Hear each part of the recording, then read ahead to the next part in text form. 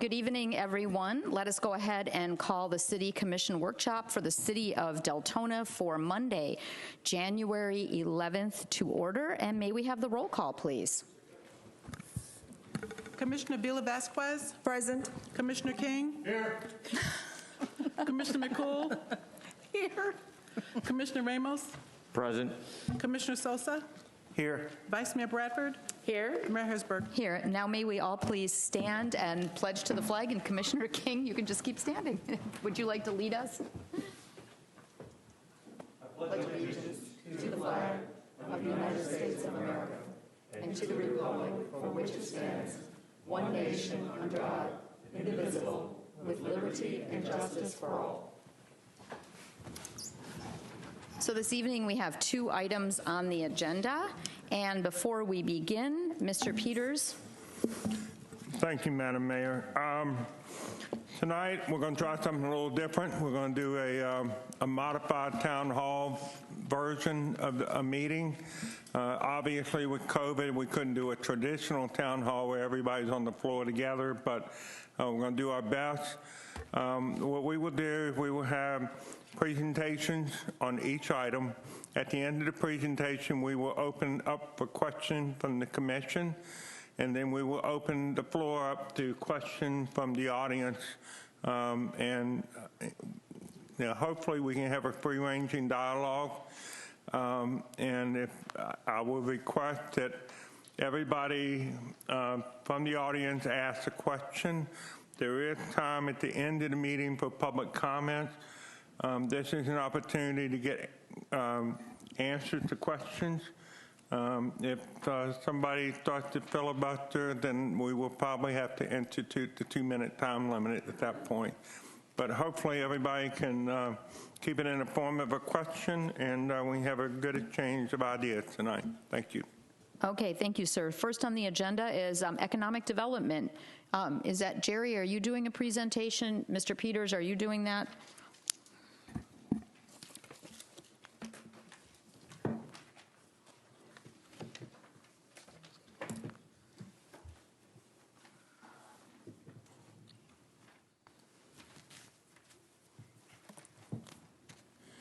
John Peters, Acting City Manager.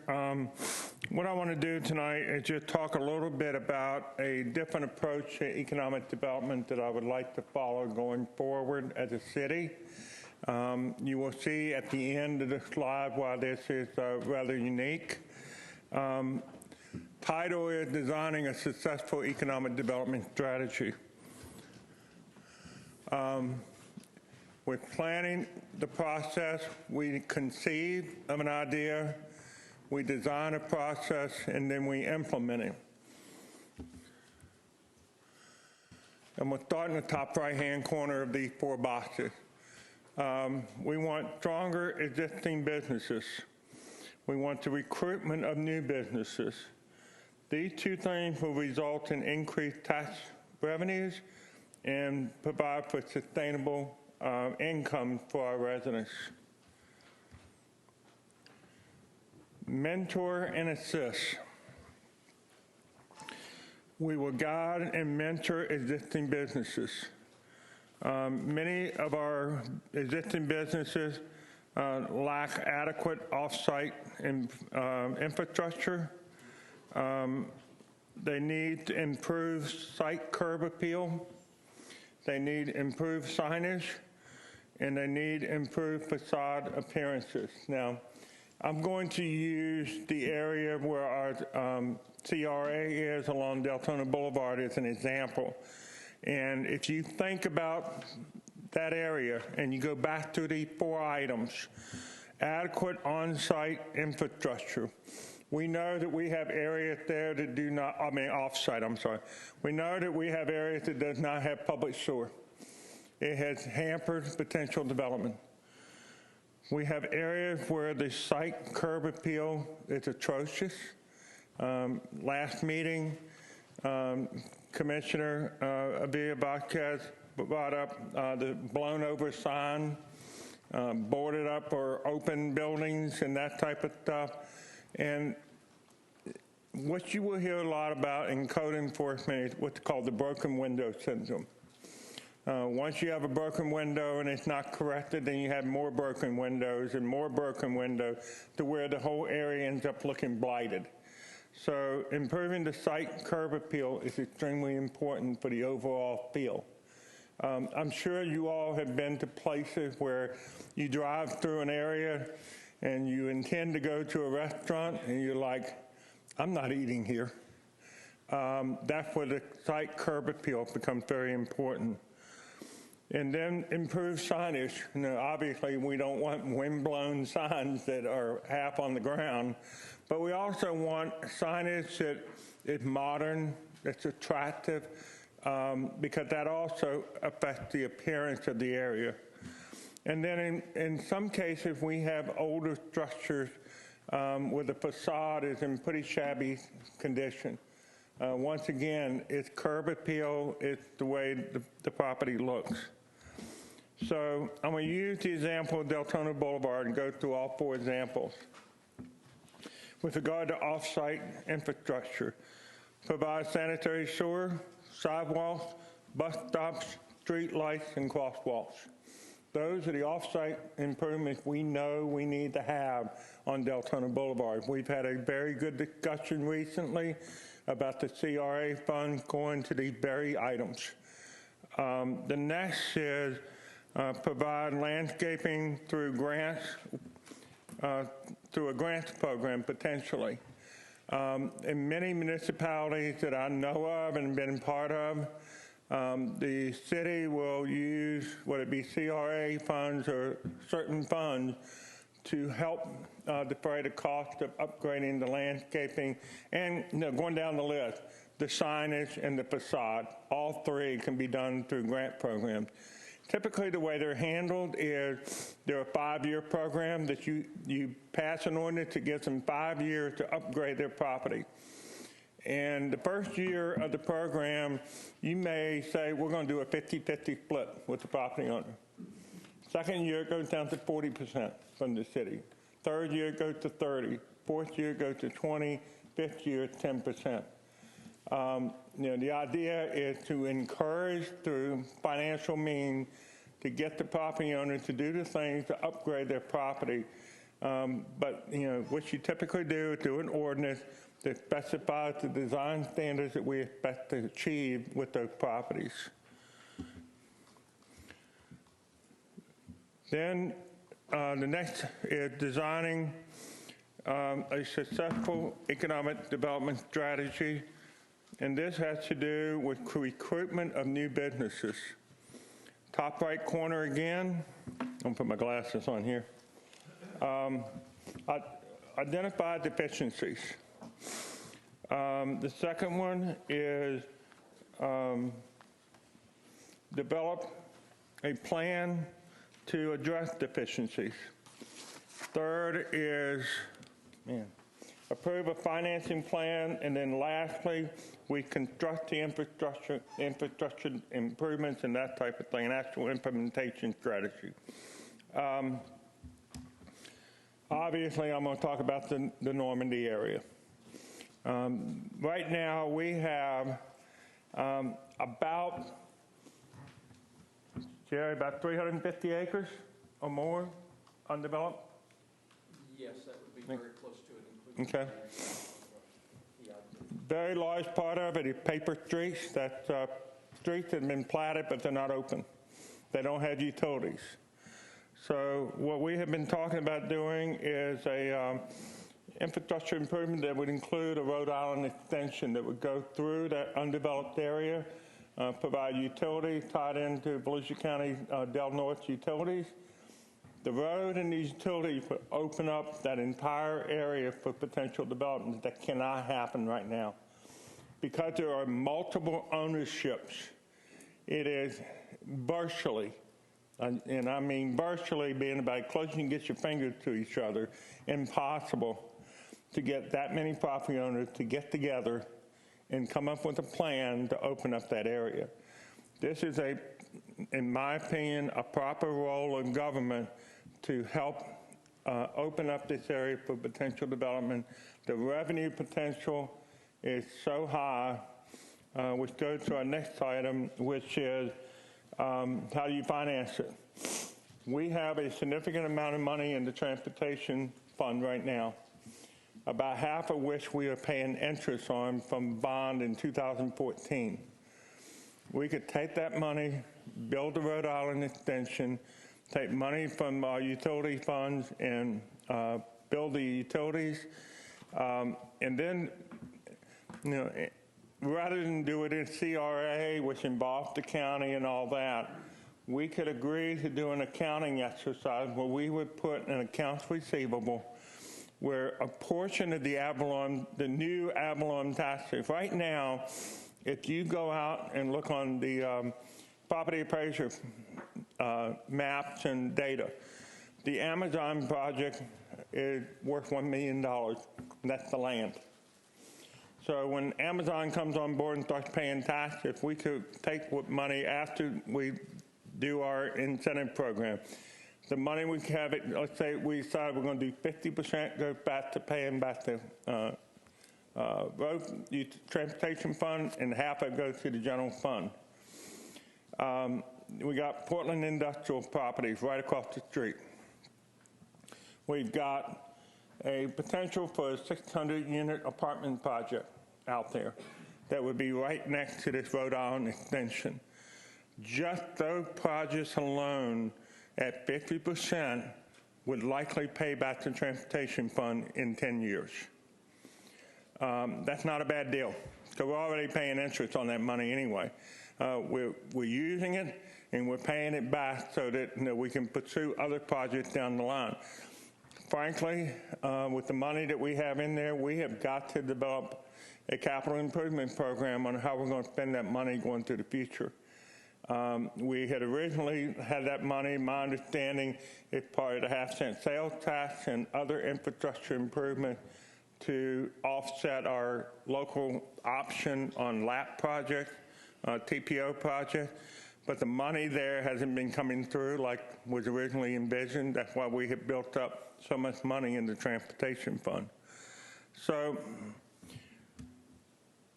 if we apply this model for success throughout the city of Deltona, there's other areas in Deltona. When you do strategic planning, we do what we call a SWOT analysis. Strengths, weaknesses, opportunities, and threats. I'm sure you all, at some point in your careers, I've done it way too many times. But if you look at Deltona, our strength, we have quite a bit of property that's available for development. Unfortunately, we got a lot of properties that don't have utilities, they don't have road access, and that type of thing. We also have a lot of existing businesses, properties that are vacant. Part of the existing building program, and I'm sorry to Jerry Mays because he's going to kill me, but part of our existing building program, business program is go out to the old Winn-Dixie out on Cortland and Doyle, find out what the problem is. If there's a reason why that development hasn't occurred, talk to the property owner. If there's anything we can do to assist in getting the thing moving, let's put a plan together, just like I'm outlining here. You got other places in town where there are vacant properties that need to be fixed up. They need to be cleaned up so that we can improve the appearance of our community. Ms. McCool has been complaining about a certain plaza on Providence. Had no landscaping, very little parking. If you think of the Deltona Boulevard model, we would put a code in place. You got to have landscaping along the road. You got to have trees every so many feet. We give them 5 years to come in compliance. We'll even give them a grant to help out. In this particular case, we probably need to buy them some trash cans so the trash can go somewhere instead of on the ground. That's a joke, but unfortunately too close to the truth. But those are things that we look at throughout the city. I think every one of you all can think of a place near where you live where that type of activity needs to occur to improve the existing businesses. And if we were talking about last Thursday, franchises have people that go out and look at the franchises such as McDonald's. They have a person that drives Southeast United States. They have a checklist. If you violate certain things on the checklist, they give you so many days to fix it. Now, that's similar to what we need to have with regard to our local businesses. But like I said to begin with, planning the process for success, we conceive it, we design it, and we implement it. Every project will be unique because every project has unique conditions. And I want to thank you all, and if you have any questions, I'm open at this point. Commissioners, do you have any questions for Mr. Peters regarding this? If you'd like to, just hit your button. Commissioner McCool. Hi there. I wanted to talk about these because we've broached this subject before in a very positive manner, and in talking about how the CIP in relationship to our bond issues and explaining how this improves our position. Could you explain that? All right, say that one more time. The CIP, right, in relationship to our bond issues, could you talk about how that improves our standing with our... Boy, you took my thunder away. Sorry. We have done a extensive evaluation of our impact fees. Ms. Camille has gone through it. She's given us information. We have quite a bit of money in certain funds. One of them is our tree replacement fund. The tree replacement fund, the money is supposed to be used within road right-of-ways. So the distinction of 1 foot on private property and 1 foot in the right-of-way in terms of landscaping, we actually have money that we could put toward that landscaping. We're only talking about 2 feet difference in terms of location.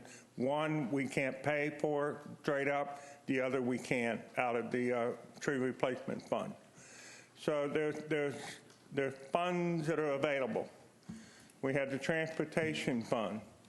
Transportation fund has over $20 million in the fund. Half of it we're paying interest on. So part of the reason I'm bringing this forward tonight is to get you all to be thinking about a different approach to our economic development. And part of that approach is we do have money that could potentially be used for the purposes of helping improve the curb appeal along the front of the property. And then we can find some other funds to help with the facade and the signs, such as, I believe, in the CRA account. We can actually use CRA funds for that purpose, if I'm not mistaken. Good. I'm good with that. Anything else? Yeah, I just wanted to find out who will be championing this project. I know that we're talking about this, but who will be mainly responsible for implementing, you know, identifying the deficiencies and developing the plan? Is that who's going to be doing that? Can you ask that one more time? Who is going to be the main champion? Yeah, the main champion. It's going to be a team effort, much like Amazon with the team effort. Okay. Much like the presentation you had on Deltona Boulevard with the team effort. We have a really good team of people. I'm not going to ask Jerry Mays to try to do that all by himself. He does have an assistant position that we have not filled as of yet. Is that correct? Okay. But, you know, what I have, you know, if you went back and looked at my resume, I have spent a very large portion of my career in economic development. I'm not your typical public works guy. I have been involved in economic development all the way back to 1986. And, you know, not to brag, but had done a pretty good job with it. Mr. Fowler and I worked on several projects in Altamont that resulted in Advent Hospital's headquarters at Maitland Boulevard and 434, the whole Altamont Town Center, redoing the roads, redoing the stormwater and all that. You know, these are the ways you need to do it. You need to look at each individual project, come up with a plan for that specific project. It's not one size fit all. Each project is unique. I was involved with the Road Bay project over in Port Orange. Involved 5 different agencies besides the city of Port Orange. They got a lot of economic development out of it. They got Road Bay cleaned up. Some places 7-8 feet of muck cleaned out of there. So, each project has its unique flavor and unique partnership to make it happen. I'm good, thank you. Thank you. Hey, Commissioner Sosa? Yeah, I have a couple questions. First of all, on the transportation fund, you said we had 20 million, and the funds, where did those funds come from for the transportation fund? Is it from a loan, is it from a bond, or is it money that's set in there from, ad valorem taxes? Where does the mix of that come from? Okay. Primarily from 3 sources. There was a bond in 2014. If I'm not mistaken, it was about 14 million altogether. 4 million went to the center and 10 million was for transportation. That's round numbers. Then you have impact fees. Every project that comes through, every house that comes through, they pay a transportation impact fee. That money gets rolled into the transportation fund at the end of that calendar year. Then the last source is gas tax. We receive gas tax from the state through the county. That's a very important step because it's always being debated as to how that money should be distributed. I believe the latest version is it will be based on population, which actually helps us because one of the strategies that more rural municipalities like to do is lane miles, because you have these 250-foot lots, and so 250 feet only serve one house. In Deltona, 250 feet will serve 4 to 6 houses. So population is a much better method for us. Lane miles is a much better method for more rural communities, such as Edgewater. I believe we are using population now, subject to Mr. Paradise telling me I'm wrong. I think they're working in that direction. Okay. So those are the 3 primary sources of the money that is in the impact fee account. And like I said earlier, the intent all along was the Transportation Planning Organization is part of River to Sea. Several years ago, changed the match from like 10% match to 30% match. And the theory being that, if you can afford the 30% match, you will get the higher prioritization of the money. Unfortunately, the total pot of money just isn't that much. There was a number of very expensive projects in there that took up a lot of money, such as Howland. The widening of Howland is a very expensive project. And that took up a very substantial amount of the TPO's money. So what was thought that we would have an advantage with the 30% and having the money in the transportation fund, there just haven't been the projects. Think about it. We're doing sidewalk projects right now. We're going to put paved shoulders on Elkham, and we have sidewalk projects scheduled for Providence in 2 locations. That's the extent of our TPO project for the most part.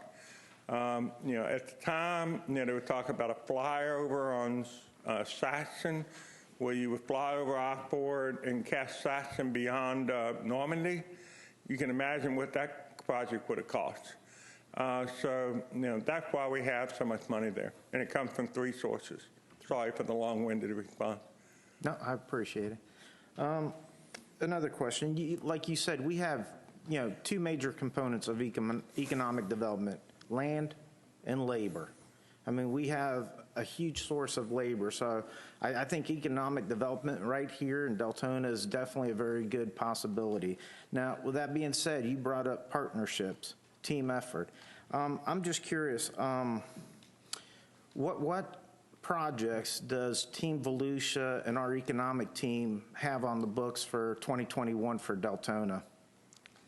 Well, the key project that we're focused on is the Normandy area. Portland Industries has a couple of significant projects that are working its way through their process, through the engineering. We're now in the traffic impact analysis phase of it. And what we found as part of that is if we try to put all the traffic back out on Normandy, we're going to have a real problem. If we build the Rhode Island extension, problem goes away practically.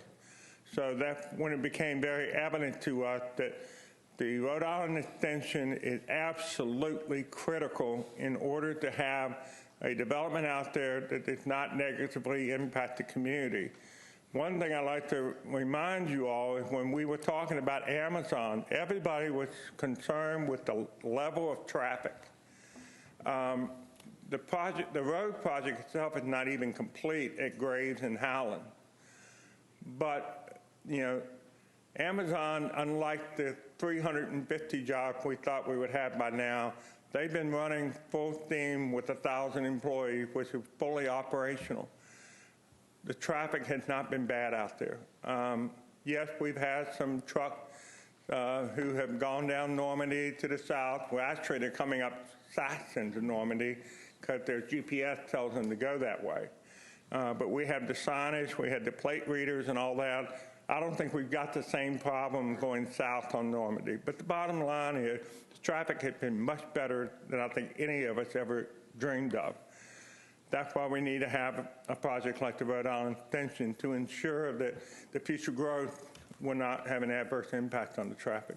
And we've been working closely with TPO and the DOT about a Rhode Island extension. We all thought it was a pipe dream, but we have gotten some recent correspondence that kind of indicates that it's getting some traction. So we're hoping that between the federal government and the state, the funding will come in to where we can get the interchange built, which will be even better. Do we have any businesses, like brick and mortar businesses, that are looking to come to Deltona in the next year or two? Cardiology surgery center is the first one that pops to my mind. And one other thing I'd like to ask, I was trying to follow a pretty strict schedule here. If we could, after Jerry answers this question, if we could open it up to the floor and let the public have a little bit, and then we'll come back to the commission. Okay. All right? Thank you, sir. The Amazon project and PIP and the hospital have all generated additional interest in the area. Right now, we're having the discussions on a cardiology surgery center going in on Martin Luther King on lot number 1. That's the first thing that popped into my mind because it's one that we're working on right now, more medical, and we're going to continue getting more medical.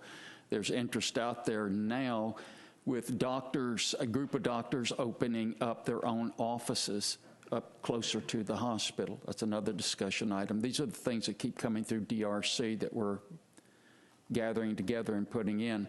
From the Amazon side, from the Portland Industrial Park, as Mr. Peters indicated, right now what we're looking at there is some very massive logistics centers going into that area. It's what it was all designed for to begin with. So that's large numbers of jobs for people in Deltona and to draw people, to reverse the flow, to draw people from Orlando and Seminole County to Deltona to work. And that will help us then recruit in the retail, restaurants, that type of thing, once retail and restaurants are finally able to start rebuilding. Okay, good. Okay, then we have Vice Mayor and then Commissioner Vasquez, and then we'll go to the public. Okay, let's go back, because my whole thing was on the transportation as well.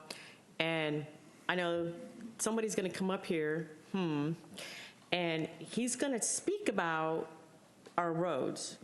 So as much as we need the Rhode Island extension, I get it, we've got $20 million And I guess I can hear it going off right now in his brain. Why haven't we already planned projects to fix these roads? I mean, we've had people coming up here for the last few years saying, Providence is bad, this road's bad, this road's bad. So what I don't want to do is rob from Peter to go pay Paul to get this Rhode Island extension when I have all these other existing roads right now that are in dire strait needs. So with that said, what do we need to do to get some projects moving forward for these roads? Because as you know, you enter a roadway and the road's messed up, what's the first thing people do? I mean, that's just about as bad a blight on anything to me, you know. And if the funds are coming from, I believe you said impact fees, the gas tax and the bonds, that's all brought in for roads. So to take $20 million, as much as we need the Rhode Island extension right now, and say, oh yeah, I want to take that money and I want to funnel it over here to that, we've got a lot of roads in Deltona right now that need repaired. So I guess what I want to say is, what's the plan for that? Not that I want to say, hey, we don't want to do this, but we need to do both. If I can address that. Please. I made reference earlier about the impact fee credit funds. Our ordinance mandates that we have a capital improvement program every year to spend that money. Last year we had a significant rollover on road paving because of COVID. Most of the paving contractors shut down for a period of time. Then when they came back on board, they had these major projects that they had to get done. So we had to roll the money over. But this year we will do 2 years worth of paving this year. Deltona is very fortunate because of the public works crew and their diligence in terms of the maintenance they do and all that. Our roads are in pretty good shape. This is borne out by the annual road pavement evaluation we do.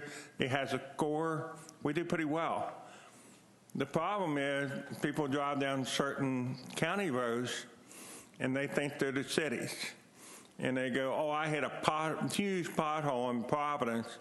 You know, y'all streets are in horrible shape. No, that's a county road.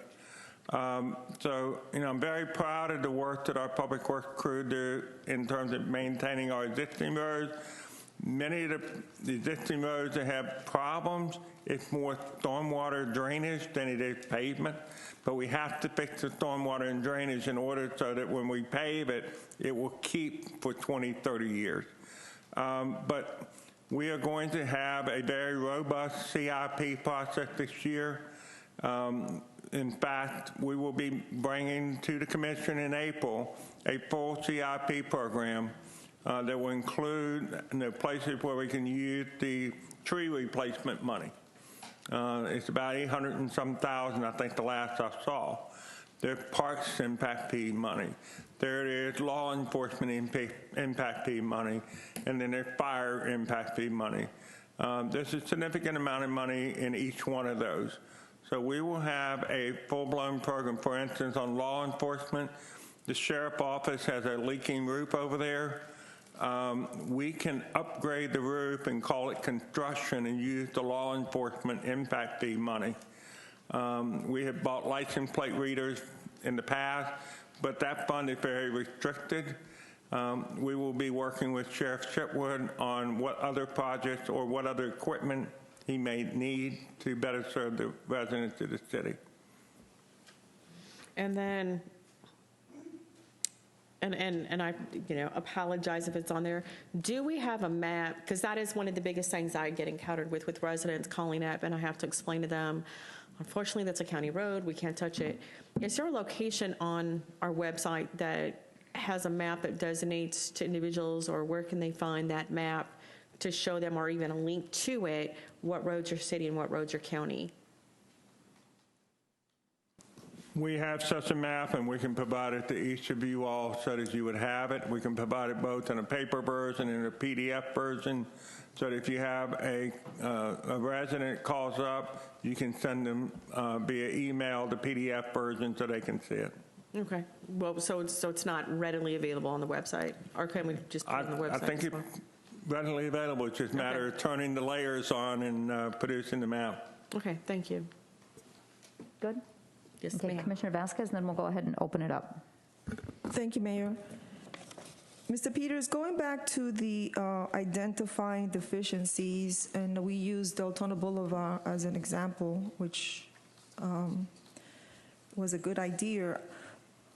The plan that you mentioned as far as planting trees and helping with grants for the businesses to improve their site, we currently have ordinance review who requires all these things from the businesses.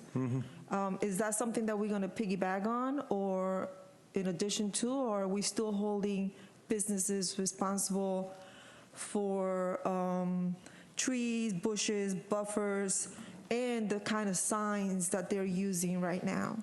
Because if you drive down Deltona Boulevard, they have like a road of the wire signs all over the place. Tonight, I wanted to plant the seed, and it's obviously has already germinated with you. But the whole thing is it's a comprehensive approach. Some of it code enforcement, some of it code changes. You know, do a plan for the area. This is what we want it to look like. That is part of what I was presenting tonight. If we do a concept, we envision, this is what we want it to look like. This is how we do it. That's the plan. You know, whether it be code changes, whether it be grant program, whether it be, you know, the whole 9 yards.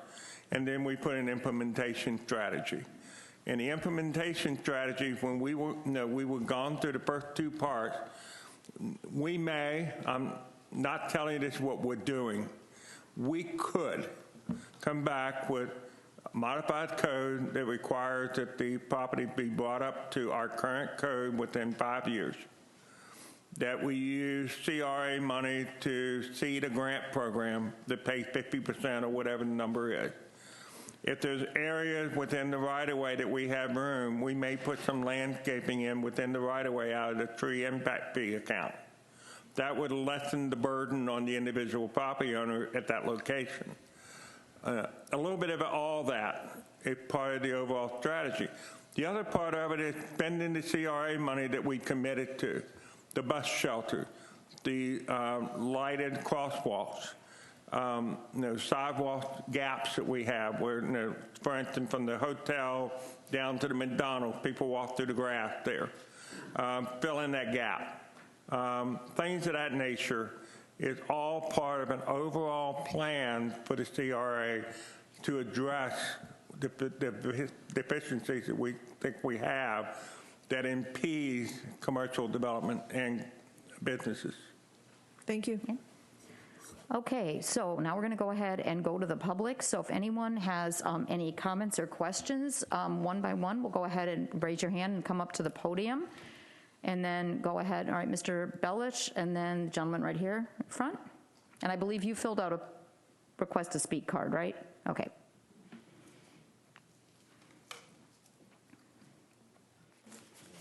You want my name, Heidi?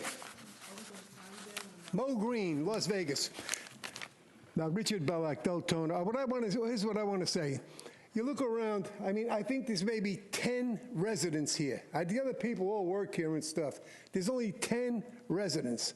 I mean, we're talking about a city that had 25 years of mismanagement. And I'm not talking through my hat. I'm sure there's plenty of you commissioners up there that'll agree with me, just don't want to say it. But you have to overcome this. Your residents aren't interested. They're tired of it. They come here, they see no sense in it. I mean, they say the proof of the pie is in the eating. Well, the residents in Deltona are not eating. I mean, it's really, really sad. You're talking 90,000. You can't get 10. That's all. Thank you, sir. Did you want to go ahead and?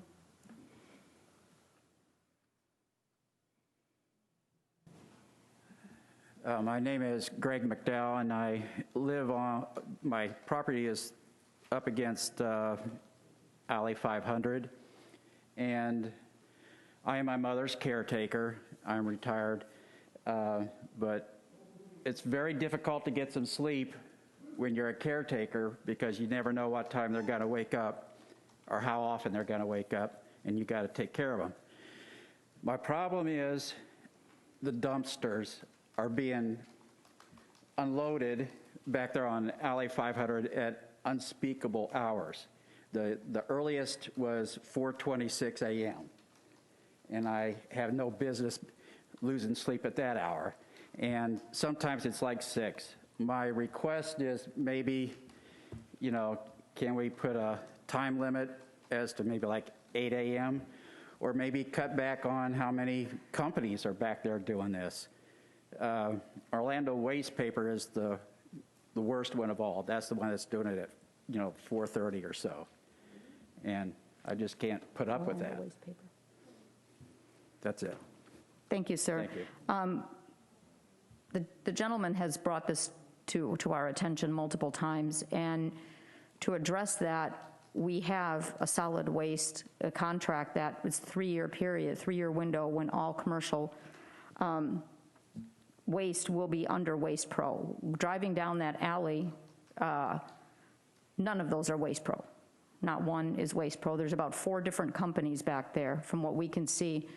And not only that, coming to terms of commercial impact, the dumpsters are on the side of our right-of-way, but the side where the residents are. And I think that you've addressed that, Mr. Peters. So, and I think that's not only an issue in this alley, it's an issue elsewhere as well. So I don't know what our code says or what our contract says or what we have to do before that all becomes consolidated. So I don't. Duly noted. Thank you. Okay, any other questions from the general public? Yes, ma'am. Thank you, sir.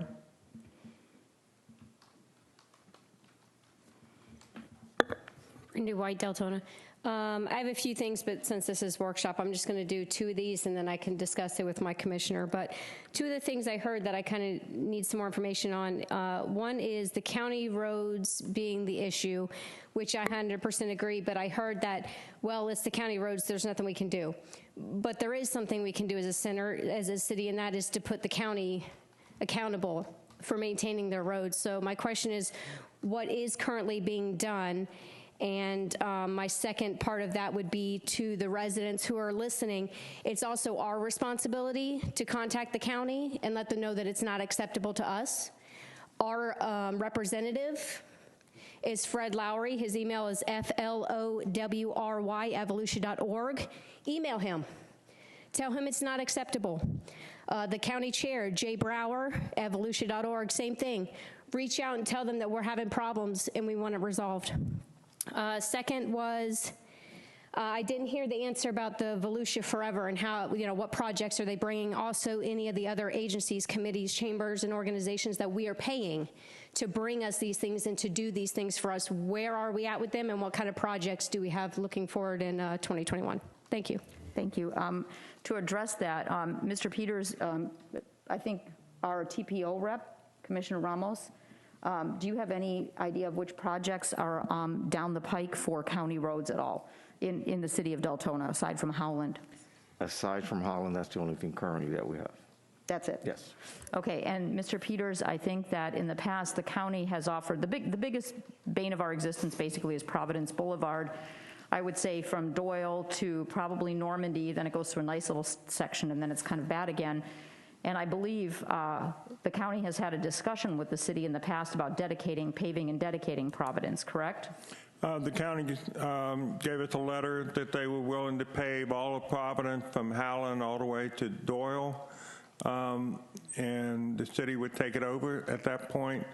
We had some concerns with regard to certain areas with stormwater, but what we all need to realize is there is a state Supreme Court decision, I believe in the 1950s, that basically, if you have city property on both sides of the road, the city is responsible for the sidewalks and a lot of the stormwater already. And that's a little known fact that most people don't realize.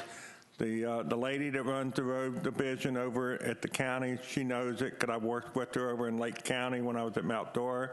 And you know, she will remind me in a New York second of that. So I think when I finally meet with the county manager, I think we need to have some discussions about the road situation and alternative ways of dealing with them. But that conversation will be had. Okay, thank you. And then in response to the question that Commissioner Sosa asked and also Ms. White asked regarding what's coming down the pike, for Team Volusia, the last presentation was done in August when we had our meeting out here at the center, and there was a big thing done with the site readiness from Duke Energy, and also the team that came out and did an entire, Jerry, jump in and correct me if I'm wrong on this, the Portland Industrial Park site readiness and everything was part of that presentation. And also the big part of that presentation was the Rhode Island interchange, because on the opposite side of I-4, there's also a lot of plans to put in a lot of industrial. And as someone mentioned before, it's a team effort. This is not only about the Deltona side, this is about looking at the Rhode Island interchange. What does it do for us, for our Portland Industrial Park and that entire area? And then what it does on the other side of I-4, because that whole area from Kentucky down is going to be a massive industrial development, is what it's being looked at now through Team Volusia, through Duke, through the utilities, through the County of Volusia, the City of Orange City, City of Deltona, City of DeLand. It encompasses all of us. So that is the one big project that's being worked on and looked at, right? Correct, Jerry? Right. That is one of the big site things. The other things that you're talking about coming in, I know that we talked about in our CRA area on Deltona Boulevard and Enterprise, there was a fast food or type of a breakfast fast food restaurant that was looking to come in there with a drive-through, but unfortunately, again, there's no sanitary sewer there, so they're not going to come in. And if you want to go ahead and build up your blighted areas, like Mr. Peters said, the first thing that we have to do is infrastructure. We don't have the infrastructure for even a Dunkin' Donuts to come in right now. They're not going to do it. And until we start looking at why some of these areas are blighted, things aren't going to change in this city. So those things are looking to come in here, apartments.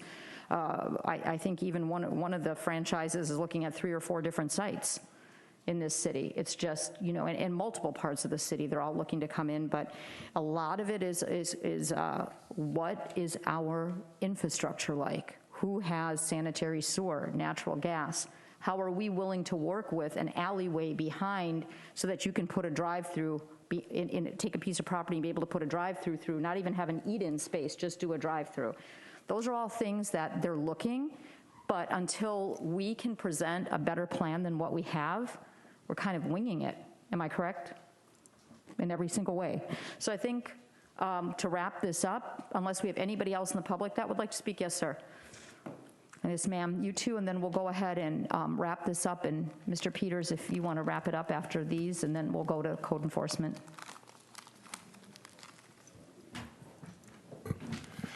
Albert Bryan, Deltona. Now, I know you told me to behave tonight, but, I have to wonder. I've been doing this now steady for 4 years, almost 5. And every budget season, it comes about, we don't have any money for transportation. And yet, he comes up here tonight and says, we got $20 million. Are we hoarding this money without telling the public about it? Now, I get most of the real issues, there again, comes down to the county. And the county roads, Lake Helen, Osteen, Providence, Howland looking somewhat decent now. And then some of the others, like Saxon on the east side, looks kind of dire. But if you want real economic development, I'm going to go back to what I've said for the past 4 years. And what was just been said. You're going to invest in your infrastructure. If you don't invest in your infrastructure, you're not going to get businesses here at all. They're going to look at y'all and say, what, you want me to do that, really? I don't have that kind of money in my pocket. But you got $20 million in your pocket. Now, luckily, you got real lucky with Amazon. How many more of those do y'all think y'all are actually going to get like that, where they're willing to invest $6 million in your roads? I really have to ask, one more time. When we look at our budget this coming year, and you want real economic development, look at one place, the mirror. And think about what y'all are willing to invest. Mr. Nabich sat up here for what, 8 years? Telling you that we need to invest in our infrastructure. And yet, in the same breath, he would say, well, I don't have the money to invest in it, so we need to up our taxes. No, I disagree. You need to up your impact fees. Seriously up your impact fees for transportation, law enforcement, because I'm tired of paying an extra 10% every year for law enforcement. You know why? Because he comes under budget every year in the county. Who's subsidizing his budget? We are. Think about that. When you want economic development, I understand we got to have law enforcement. I get that. I really do. But if you want economic development, you're going to have to invest in your infrastructure. So your money's going to have to come from somewhere. That's roads, that's stormwater, that's sewer, that's water. Most of our economic development is going to be where? Oh, that's right, on the northeast side, west side, where Volusia County has all of the infrastructure, for the most part, already there. The only place they don't have it is on Normandy. Think about that when you do your budget this year. Thank you, sir.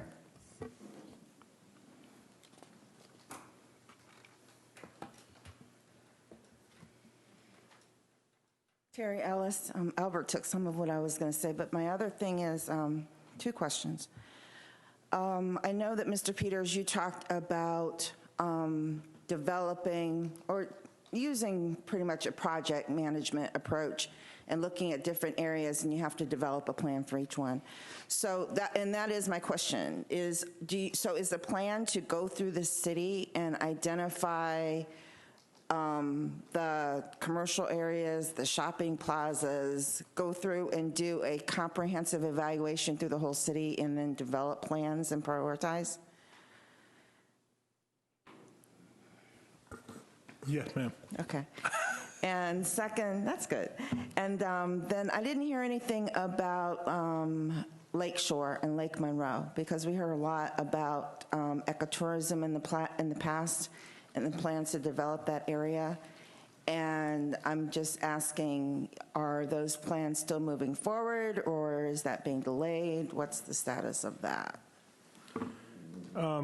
The Lakeshore area is an area that I know is Jerry is very passionate about, as I am. We have been talking about ecotourism.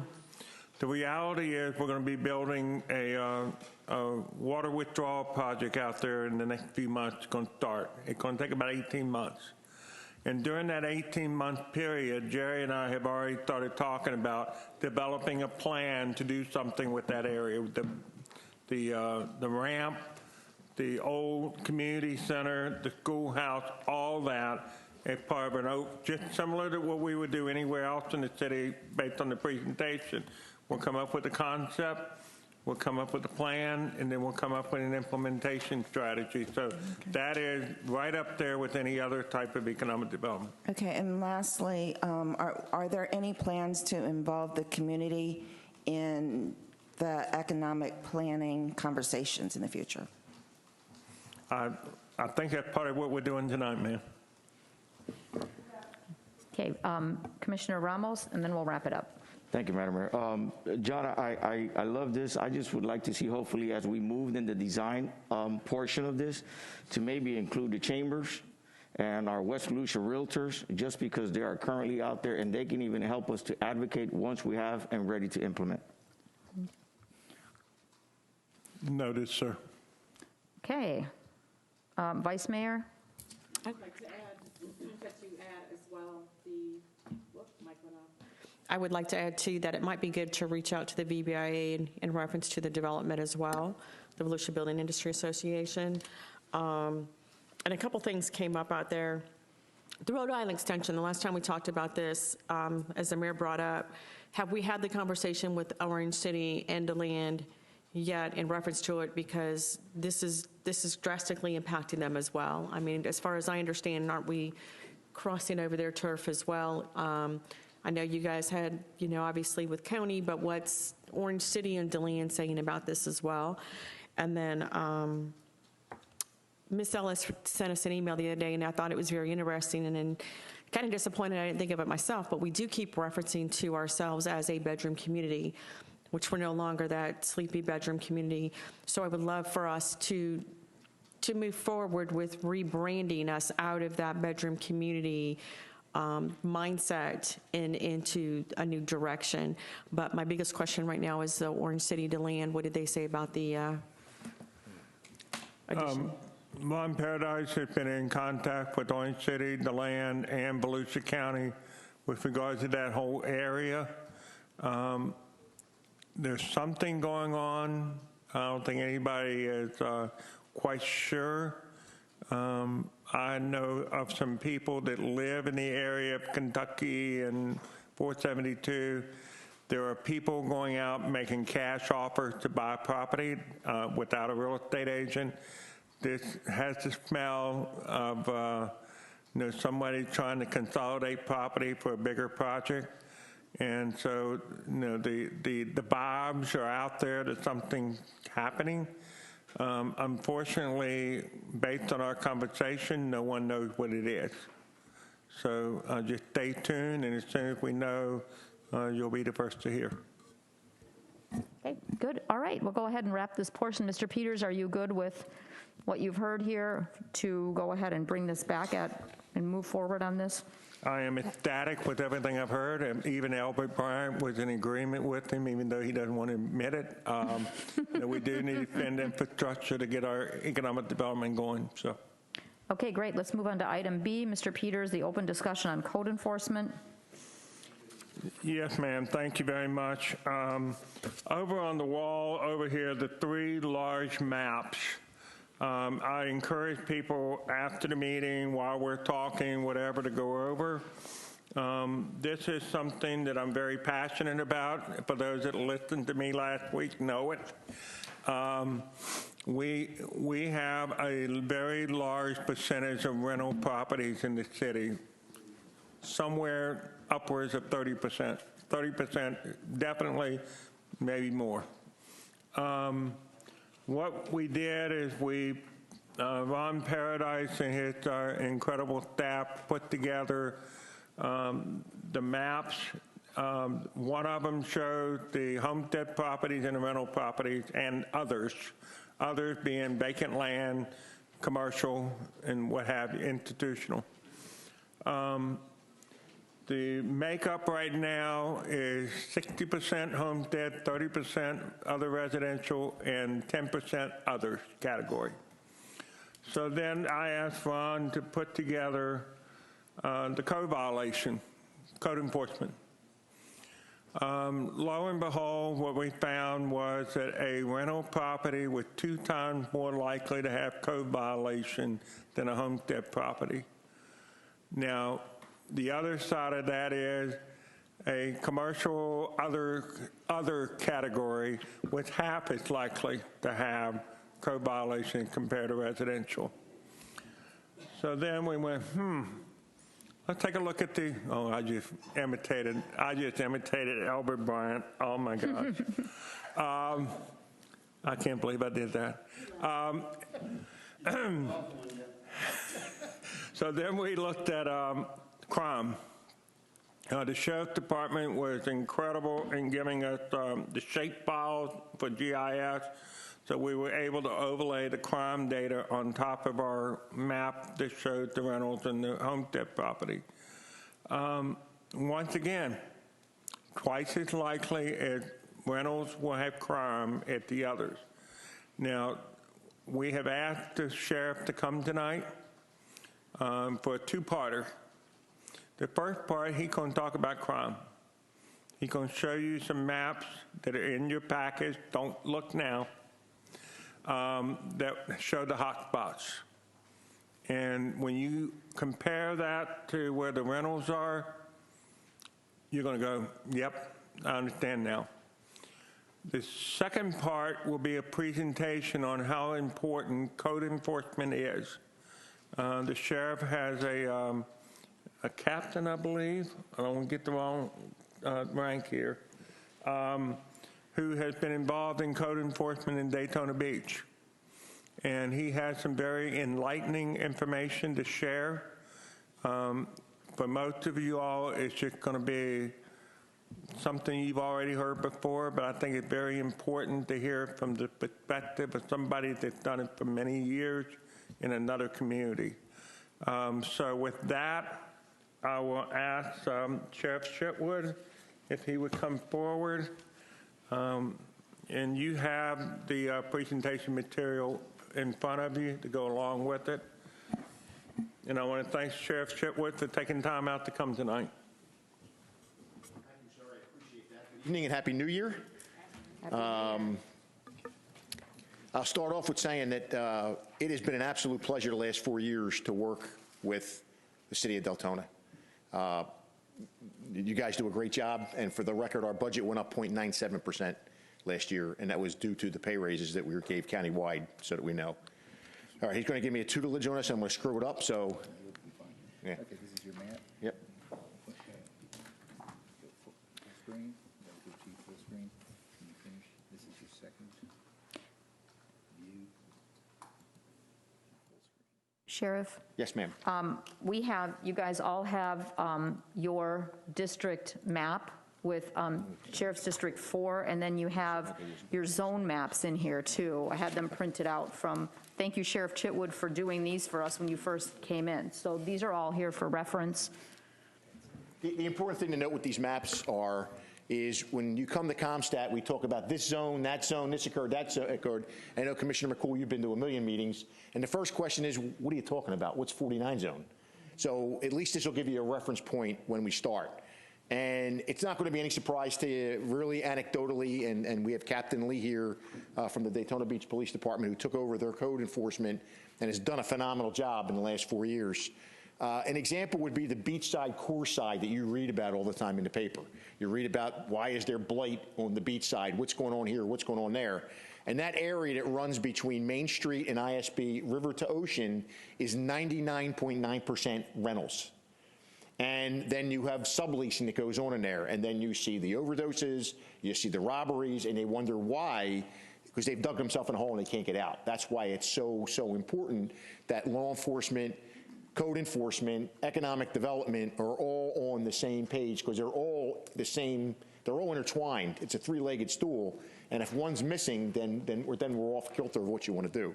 So the next slide is 41 zone. I guess we're going to go through these that way. 42 zone, I mean, you could see it there. I don't need to go through this, right? You see what the up there, we'll speed it up a little bit because I know Captain Lee is a big Ohio State fan. For just tonight. All right, I ran out of room. Is that where we're supposed to go? Do I need to go further? Up, down, over, out?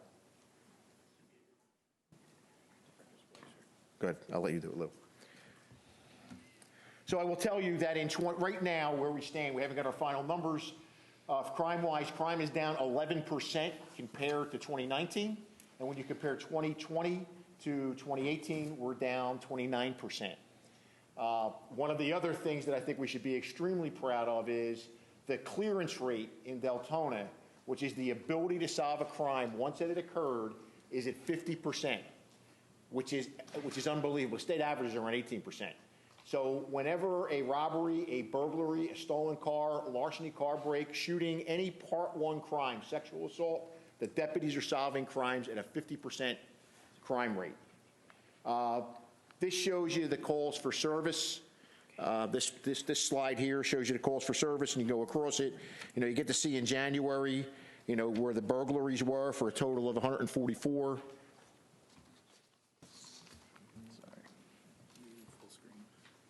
This is from a guy who can't work his cell phone, so we're really doing some interesting things. Don't go too far, Lou.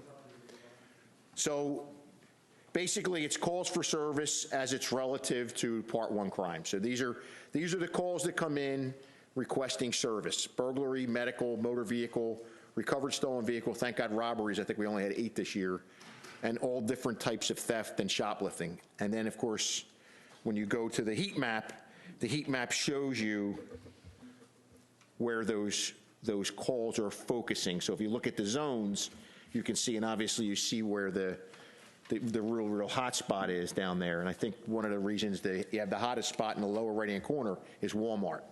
Walmart has an awful lot of retail thefts that drive the numbers for that zone. We're always out at Walmart. And then one of the things we talked about was the correlation to drug sales and the crime that goes with that.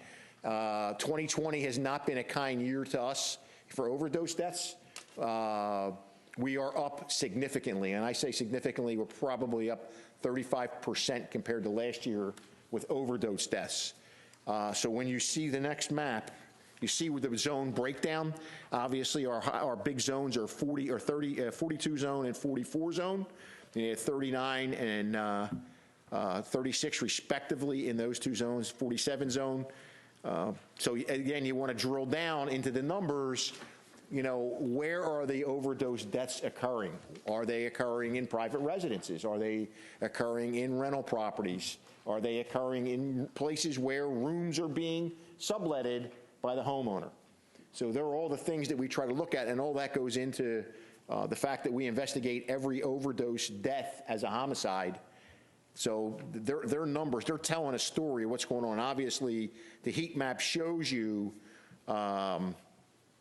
you know, where we're at with that. And this is also the same thing. This is that map's this is fatal overdoses. So if you want to look, if you can compare the two, this map is fatal overdoses, and that map is non-fatal overdoses.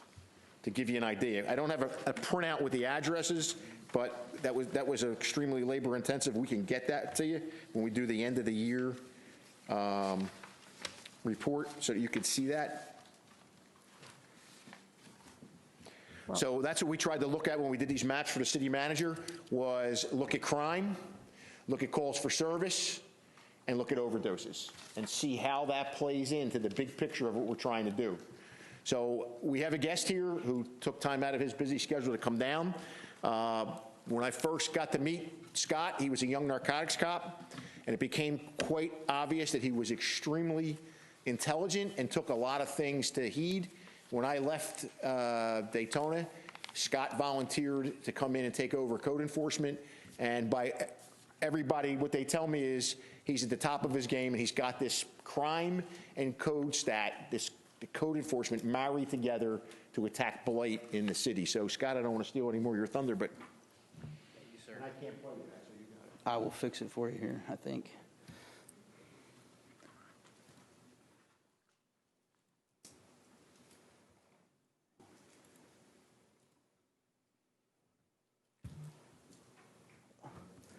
Okay.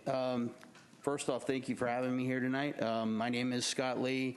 I am a police captain with Daytona Beach Police Department.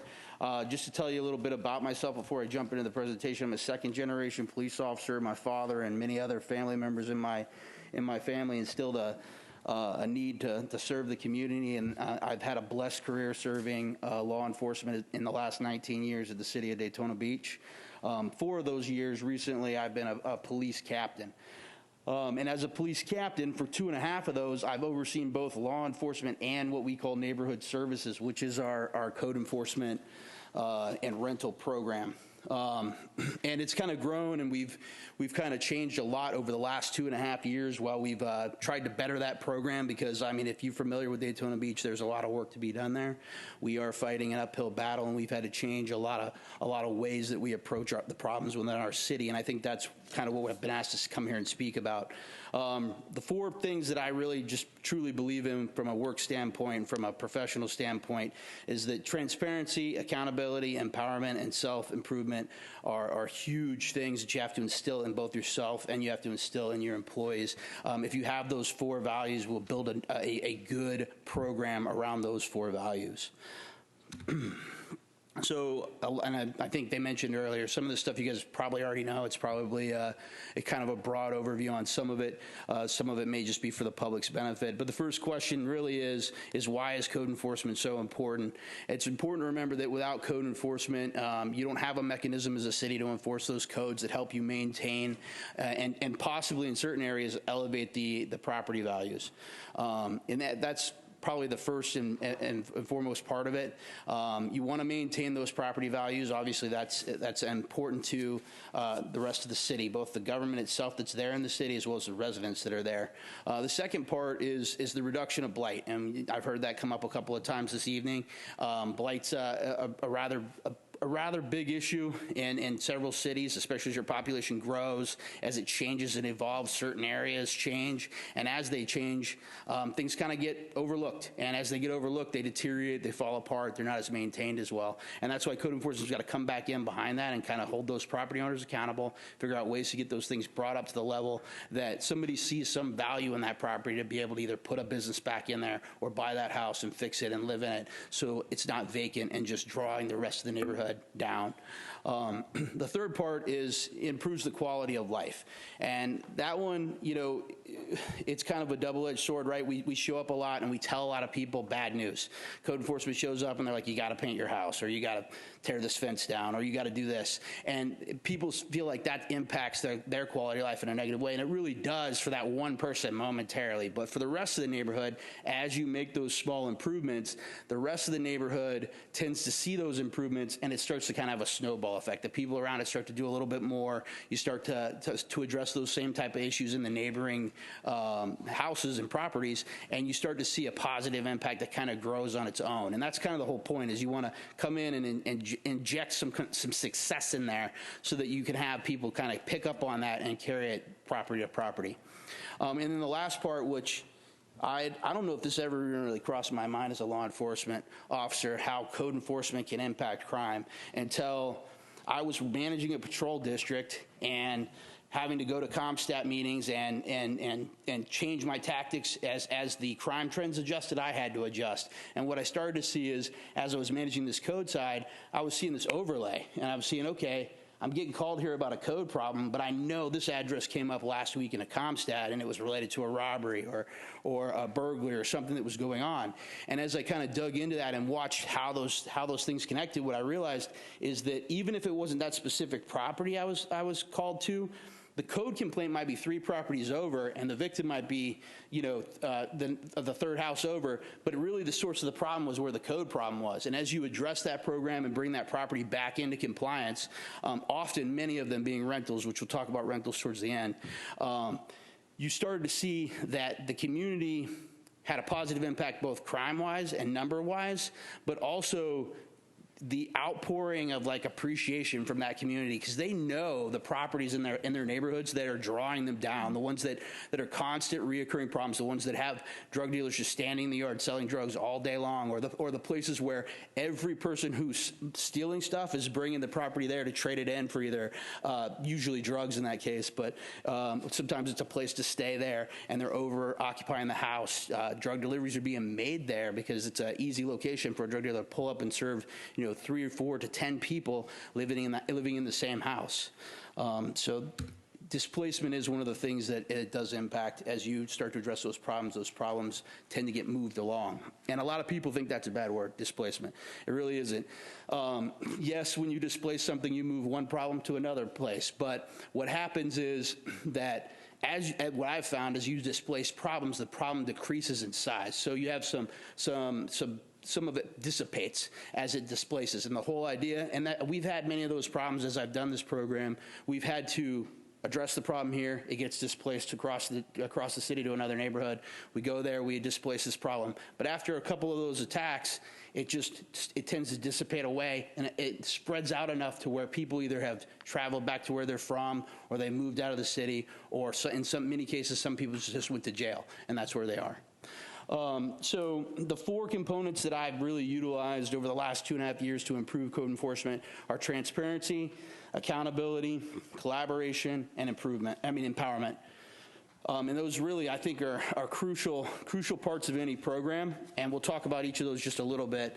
So to achieve transparency, and again, I will not stand here and tell you that Daytona Beach is the perfect city and you should follow everything we do, but we are on a mission and we're heading in the right direction and we're going to keep it up.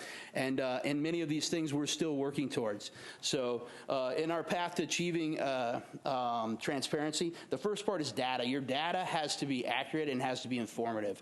If it's not those two things, it's useless data. And when I got the program shifted over to me, what I realized that people were just throwing junk in this database. And when you dive in to try to figure out, you get these citizens' complaints or these questions from commissioners, or you get the city manager or the mayor asking a question, and you go in to look at the case, and you couldn't determine what happened because there just wasn't enough data there. There wasn't the right things being documented there. And because there wasn't any of that, it was really hard to hold people accountable. They had never been trained to put those things in there, so calling them out on what they did or didn't do became almost impossible. So we had to start by, hey, this is how the data goes into the system, and we still work on that every day. This is how the data goes in, this is what you need to fill in, and we are improving our system in the background as well. The second part of transparency is public participation, and the way we've achieved that is through CodeStat and code walks and community meetings. So CodeStat is very similar to ComStat. If you've ever been to one of the sheriff's ComStat models, it's very much, hey, we come in, we give you the numbers, we ran them at the beginning. Non-publicly, we ran them at first to train the folks to how to conduct themselves in those meetings. We ran those twice a month, and once we got everybody working on their cases and keeping the momentum going, we transitioned that to once a month, and then went public for once a month. And I'll be honest with you, this is one of the hardest things about the job, because like somebody mentioned here, sometimes you get the same 3 people show up, and then sometimes you get 25 people show up, and it's very spotty, and you never really know what's going to happen, and you've just got to keep staying with it. And the whole point is that you have an opportunity to convey your information to the public. And when you're conveying it to the public, what you'll find is when you start to go to these community meetings, people are talking about the information that you presented, and they know they have an avenue to come in and talk to you about a problem that they have. Maybe they don't want to make a complaint through the portal. Maybe they don't want to call a complaint in. They'll show up to a meeting, they'll pull one of you aside and start asking you questions or trying to get you to help them with a problem. Code Walks was another program we implemented. COVID kind of stopped this for now. We're trying to figure out a way to go back to this.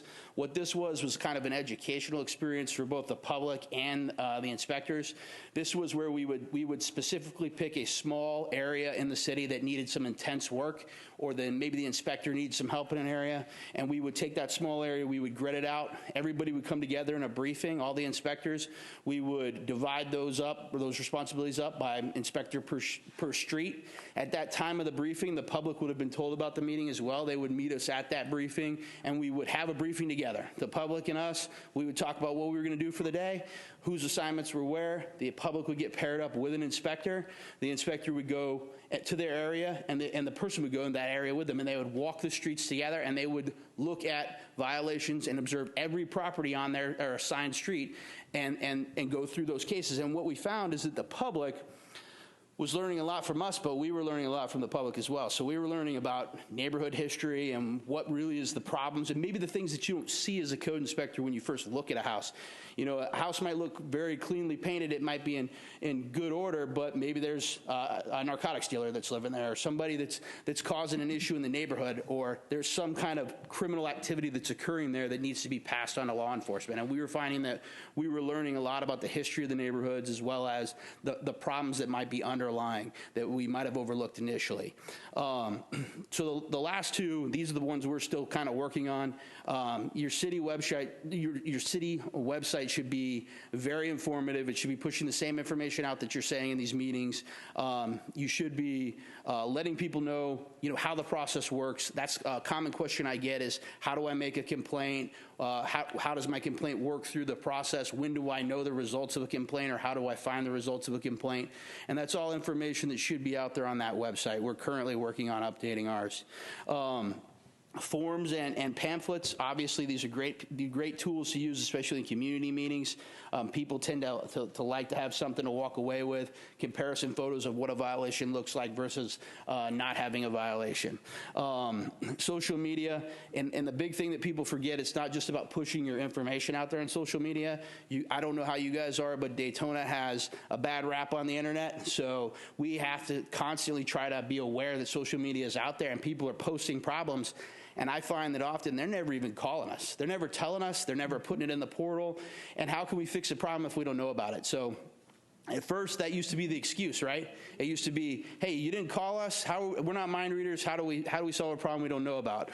And we've kind of tried to take that a step further and say, hey, when our PIOs and our other folks are out on the internet, when they see a problem, they're funneling that information to us, and then we're starting cases to go out there. If we can find the area and find the property, we're going out there and trying to work on it.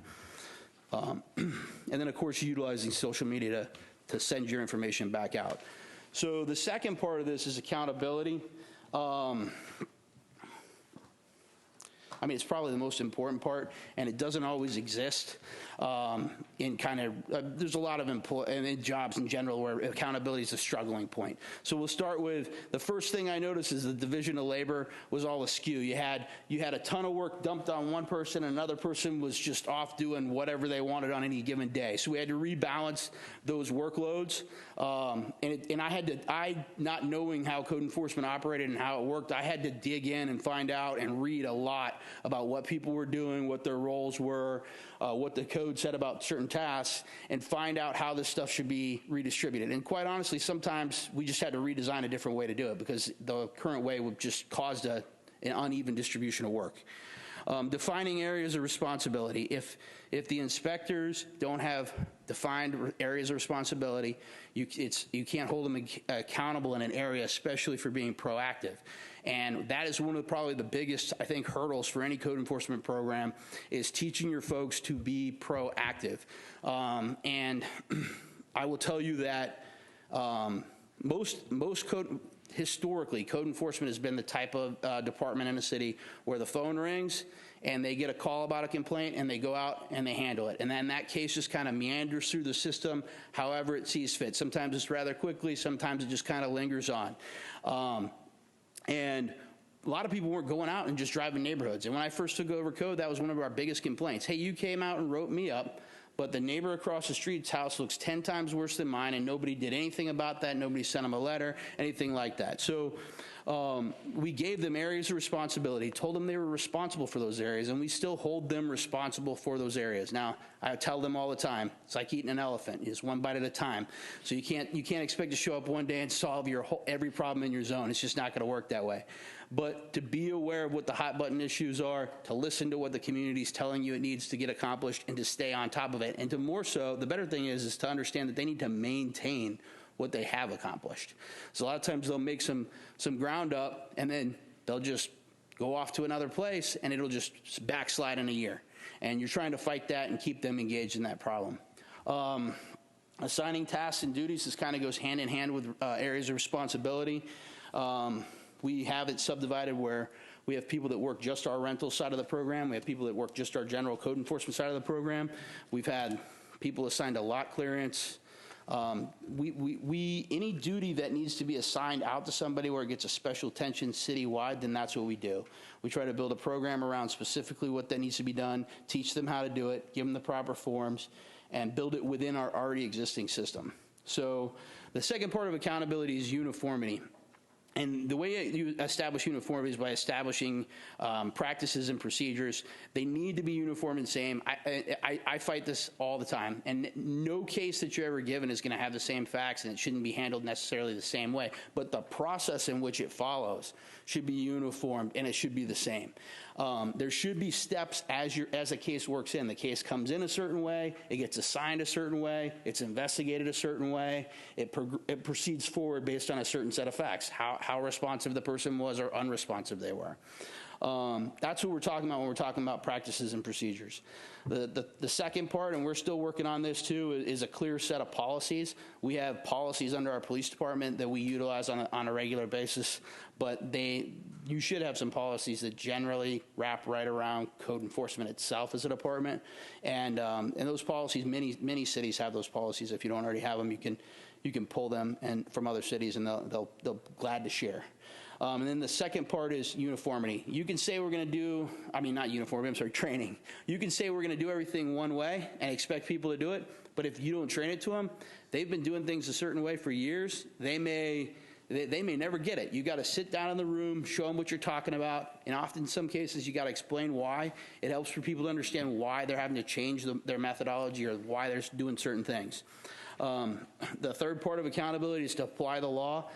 You've got to follow what the state statute is. You've got to do what the LDC says. You got to do what the code of ordinances says. And if the commission decides they want to change something, they've got to decide that in this room together, and they've got to make that official. They can't just pick and choose what rules apply to who within the city. It does not work. The entire system breaks down when you do that. If you get in, and we'll get into that a little bit later too, but if you start playing with it like that and the rules apply some here and not here, it just breaks down. Now, I will tell you on the back end, there is a way to wrap support around your community. So if you have somebody who's struggling with complying with the law, there's a way that you can engage with that person in a way to get to some middle road, because there's some flexibility in the code. There's some flexibility in a lot of what we do here. The last part is supervision. This is one of the things I identified rather quick. I had a code manager that was there to assist me, but even him would get pulled away. We're a rather big city with a lot of complaints, a lot of political juggling often, and we try to be that buffer, but we needed a first-line supervisor that was out there with them every day, and that's what we started this last year or so. It's probably the single best thing I've done so far to the program is to have a first-line supervisor out there. He's probably thinking, that's what I always say, sergeant's the most important role, right? So that's what it is. It's like a sergeant, and they're there to help them, and they're there to make sure they stay on track. That supervisor has to be relentless in their follow-up. They can't just be there showing up every day to work just to be there. They got to be out there, be engaged with the people. They got to be given that positive feedback. They got to be supporting them, and they got to be documenting and addressing negative behavior. This has got to be probably one of the biggest parts of supervision. If they have an employee that is not doing what they need to do or not conforming to the standard that you're setting, they've got to document that and address it. If they don't, eventually the system will break down. Your good employees will become frustrated because you're not holding the bad employee accountable. The bad employee will just run a complete muck in the system. The third part is collaboration. This we're going to get to, let's see here. Oh man, I have the wrong presentation in here. So the first two really are supposed to be together. That's other city departments. So zoning, permits and licensing, you've got to have a collaboration there. They've got to understand your mission and you've got to understand their mission, and you've got to be supportive of them, because the two departments are on two different pages, right? They're trying to accomplish two different things, and they got to find a way to marry up together, because permits and licensing and zoning, they can issue things and decide things all day long and interpret things all day long, but if there's no way for code enforcement to enforce what they've done, it just kind of negates the whole process. It just breaks down eventually.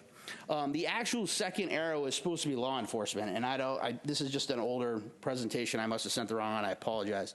So the second one is really supposed to be law enforcement, and the reason why it's kind of an add-on or a second thought is because it was a while into the system when I started to see that there was this connection between the two.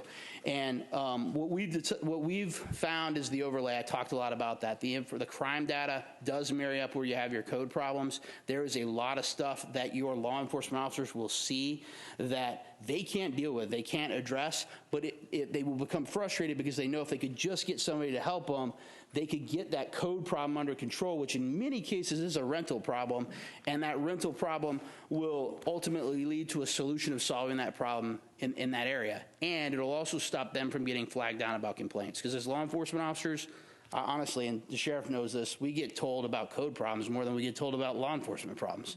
And it's just because people often think they kind of fall into the same realm. What we do is, I mean, just to give you a small example, I have a problem-oriented policing unit. Any of the projects we work in an area, they immediately pull code in and say, hey, here's the crime issue we have going on here. Can we address all the code problems in this area too? Let's bring it all up together. And they work together like that. And you've got to be able to collaborate together with law enforcement. If you don't, you're just missing an opportunity, really. I mean, they can operate independently of each other, but they'll be doing so much better if you can get them to marry up together. When our guys execute a search warrant, they get into a house and it's a mess, they call that code supervisor or my code liaison officer, and we send a code inspector out for the area that can inspect the house while they're there. And they work through addressing that issue with the owner right then. The third part is legal. You got to listen to what they need. I know a lot of times we want to get into arguments with the legal department. They're very frustrating from time to time. Sorry if there's any lawyers in the room. But you gotta be on the same page with them. You gotta listen to what they need, because they're the ones that are gonna be standing shoulder to shoulder with you when you're in front of a code board or a special magistrate, and they're gonna have to help you defend your case and help you, I guess for lack of a better word, prosecute your case. So it's important to understand what they want from you and try to achieve that. And then more importantly, it's important to listen to them, because sometimes they'll tell you, they'll give you little breadcrumbs that'll just make you better at what you're doing as you're working through that process. And when you have that cohesion between those two, you got to pass that down to your troops too. You got to, anytime they see an improvement going to be made, pass that down to your inspectors so that they're learning as you go as well.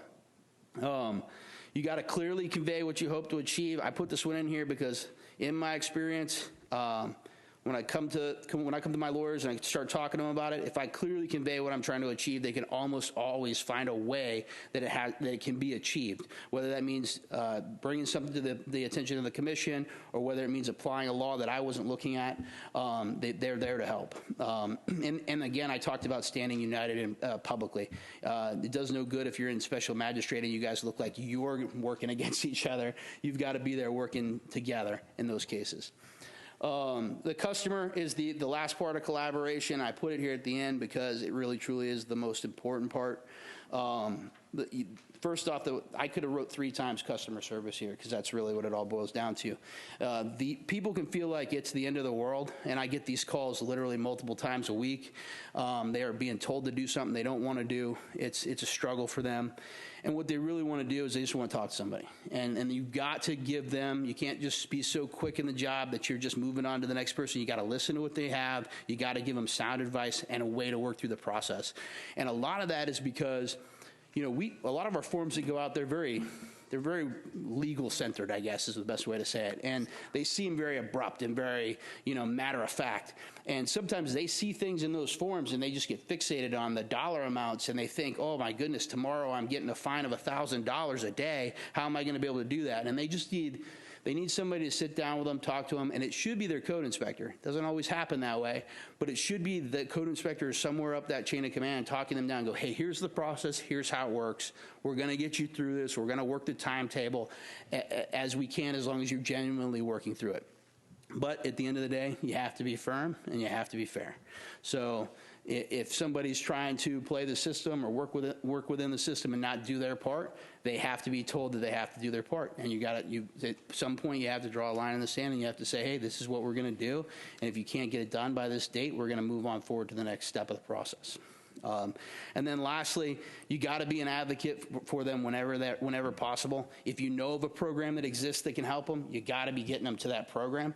You got to be working with them, because those small opportunities you have to work with somebody and be their advocate, or go to a department that's got them all hung up in the paperwork and maybe help them just kind of smooth that part over. That story right there is what's going to build that trust and that goodwill in the community. They're going to hear or they're going to see what you did for them, and they're going to remember that, and they're going to pass that on. The last part is empowerment. You can do all these other steps, but if you don't pass it on, if you don't empower your folks to be able to do what you've laid out for them, you're just fighting. You're continuing to fight an uphill battle. And empowerment, you can achieve empowerment through 4 things. The first one is training. It has to be quality training, it has to be ongoing training, and it has to be career advancing training. So, there's programs out there. There's both a national association as well as a state association. We require certifications from our state certification. I don't know if you guys do that already, but those things, even allowing them to go beyond what you require of them as a minimum requirement, that's what helps them grow professionally, and that's what helps them feel confident in their abilities. It's what helps them want to keep doing this difficult job for the city, and it really is a difficult job. The second part is to support them. You've got to be there every day. At my level as a manager, as a leader, you got to be there identifying hurdles for them and trying to find ways to solve those problems for them. Because sometimes there's simple things that they just nobody's there to help them. Nobody identified the issue. It can be as simple as, I just need a staple gun so I can put postings on properties, or I need painter's tape, or I need whatever. It's just there's no avenue for them to get that stuff, and you got to be there, establishing a way for them to do that stuff. Publicly support your staff. This is part of CodeStat. When we do next week on the 19th at Our Lady of Lourdes, we'll be doing our annual review of 2020, and that will be largely centered around supporting my staff and the hard work that they did for that last year. This is a very difficult job. Nobody wants to see code enforcement show up at their house, and you got to be supportive of them. Supervision and management, like I said, you just got to be there, and you got to be managing them. You've got to be supervising them. Somebody's got to be dealing with the problems of the day. The employees will appreciate it, even though you think that you don't want to micromanage, but at the same time, you want to be there to support them in that supervisory role. Have a clear mission. This is probably one of the things that I had to deal with when I first took it over, and it kind of went to the wayside pretty quickly as people realized my mindset on things. But you got to set a vision, and this is the commission and management's got to set a mission. You've got to recognize that the problem didn't happen overnight, so you're not going to be able to solve it overnight. And then you've got to let the plan work. And by that, I mean you got to put a management team or a supervisory team in place that can do the job and that you can trust to do the job. And then you got to leave it be, and you got to let it work. Now, that doesn't mean you just ignore it. If you see problems or you're getting calls from citizens, you've got to funnel that to the supervisory team so they can adjust the way they're working the plan. But if you change the mark continuously, you'll just frustrate a team to the point where they'll just shut down. And I've seen that in my team as I started to address things and put things into place. A lot of the feedback I got was, well, this is just what we're doing for this month, because I know that next month it's going to change to X, Y, and Z. And employees just can't work that way. They really can't. It's frustrating to the point where they just stop. The last part, it kind of goes hand in hand with what I just said. It's consistency. At times changes are going to have to occur. They shouldn't be based on fitting people's agendas. They should be fitting the vision of the city, the mission of the city. You have to be firm but fair, and you have to be consistent in how you apply that firm but fairness. And as a community, you got to come together to help people. What we found is that when we started doing this, we started holding people accountable, and we really started drawing a line in the sand and working through the system pretty rigorously. People were like, well, what do we do for these people who really genuinely need help? And they would bring me stories, and I'm like, this person really needs help, And what I found is code enforcement can't be the enforcement mechanism and the savior at the same time. It just doesn't work. It doesn't work. So what I started to do as I went to my community meetings is I started to engage people that I know work in my community that I was able to go to and just point people to, say, hey, let me introduce you to this person who can come to your house and maybe take down a fence, because that's the quickest way to get you to compliance. Or let's get somebody here who maybe can help you with your yard hoarding situation that you've got going on. Let's get some of this cleaned up. Let's get you, sometimes just not even getting them into complete compliance, it's just getting them started. And when they see the momentum of getting started, they can then start to move forward through the progress. And sometimes it works and sometimes it doesn't, but that's something the community has to come together and do. And I think us as staff and the city as a leadership has to support that and try to cultivate that in our cities. So that was really all I had about the code enforcement program in general. I do want to briefly just talk about these last two slides, which have to do with the residential rental program. We have a residential rental program. It wasn't really being proactively worked when I took the program over, and for about the first year, because I was focused on the code program, I just kind of let it do its thing. And really what it was when people applied for a rental program, or if somebody complained that they weren't participating in the rental program, then we worked a rental case getting them through the program, getting them approved, getting their application approved, and getting their house inspected. And like I said, I started to see the crime data overlaying with these rental properties and the overdose data as well. And at that point, I started, okay, we got to put a little more effort into this. And I started taking a little bit more proactive approach. And I say me, but it was really my staff. I just laid out there that I wanted to be more proactive in this area. And they started pulling some information down about homesteaded properties versus non-homesteaded properties from the property appraiser site. They started looking at those lists of addresses, and then they started just investigating. And I think in the course of about 30, 45 days, I had one inspector open up like 400 cases, I think it was. And it was a huge number. I may have overstated that number now. I think about it, it's 4 times 40. So it's 160 cases, so I apologize. But 160 cases, but really that was more than 4 times what the normal workload of an inspector would be throughout that month. And we're still following up on those cases and working through. The rental program I found is really important, and it's important because and somebody hit on it earlier, that landlords and homeowners are different. It's kind of like residents and tourists, right? A tourist comes to a city, they treat a city a little different than a resident would. They have a little bit of, a resident has ownership in it, right?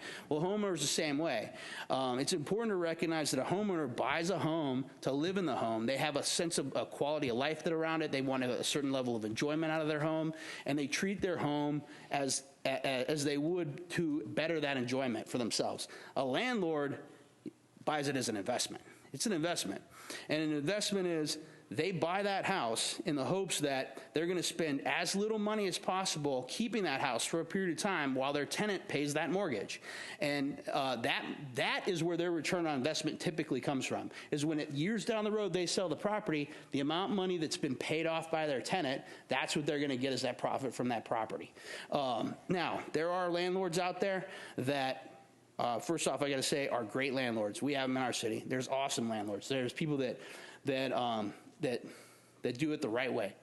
They do quality background screenings. They keep their properties clean, and they do a great job about it. But every city has landlords that they're in it just for that dollar amount. They're in it. They don't care what happens to the property. They don't care who rents it, as long as the money comes in to be able to cover that mortgage each month, so that down the road they can reap the benefit of that themselves. And then hopefully, in some cases there are people that, it's a revenue stream for them. They own the house outright at this point, and it's cash flow just coming in. And it's really the same facts. They don't want cash going out. They want cash coming in. So the second part that's a critically important part of the rental program is that you're improving the safety of your citizens.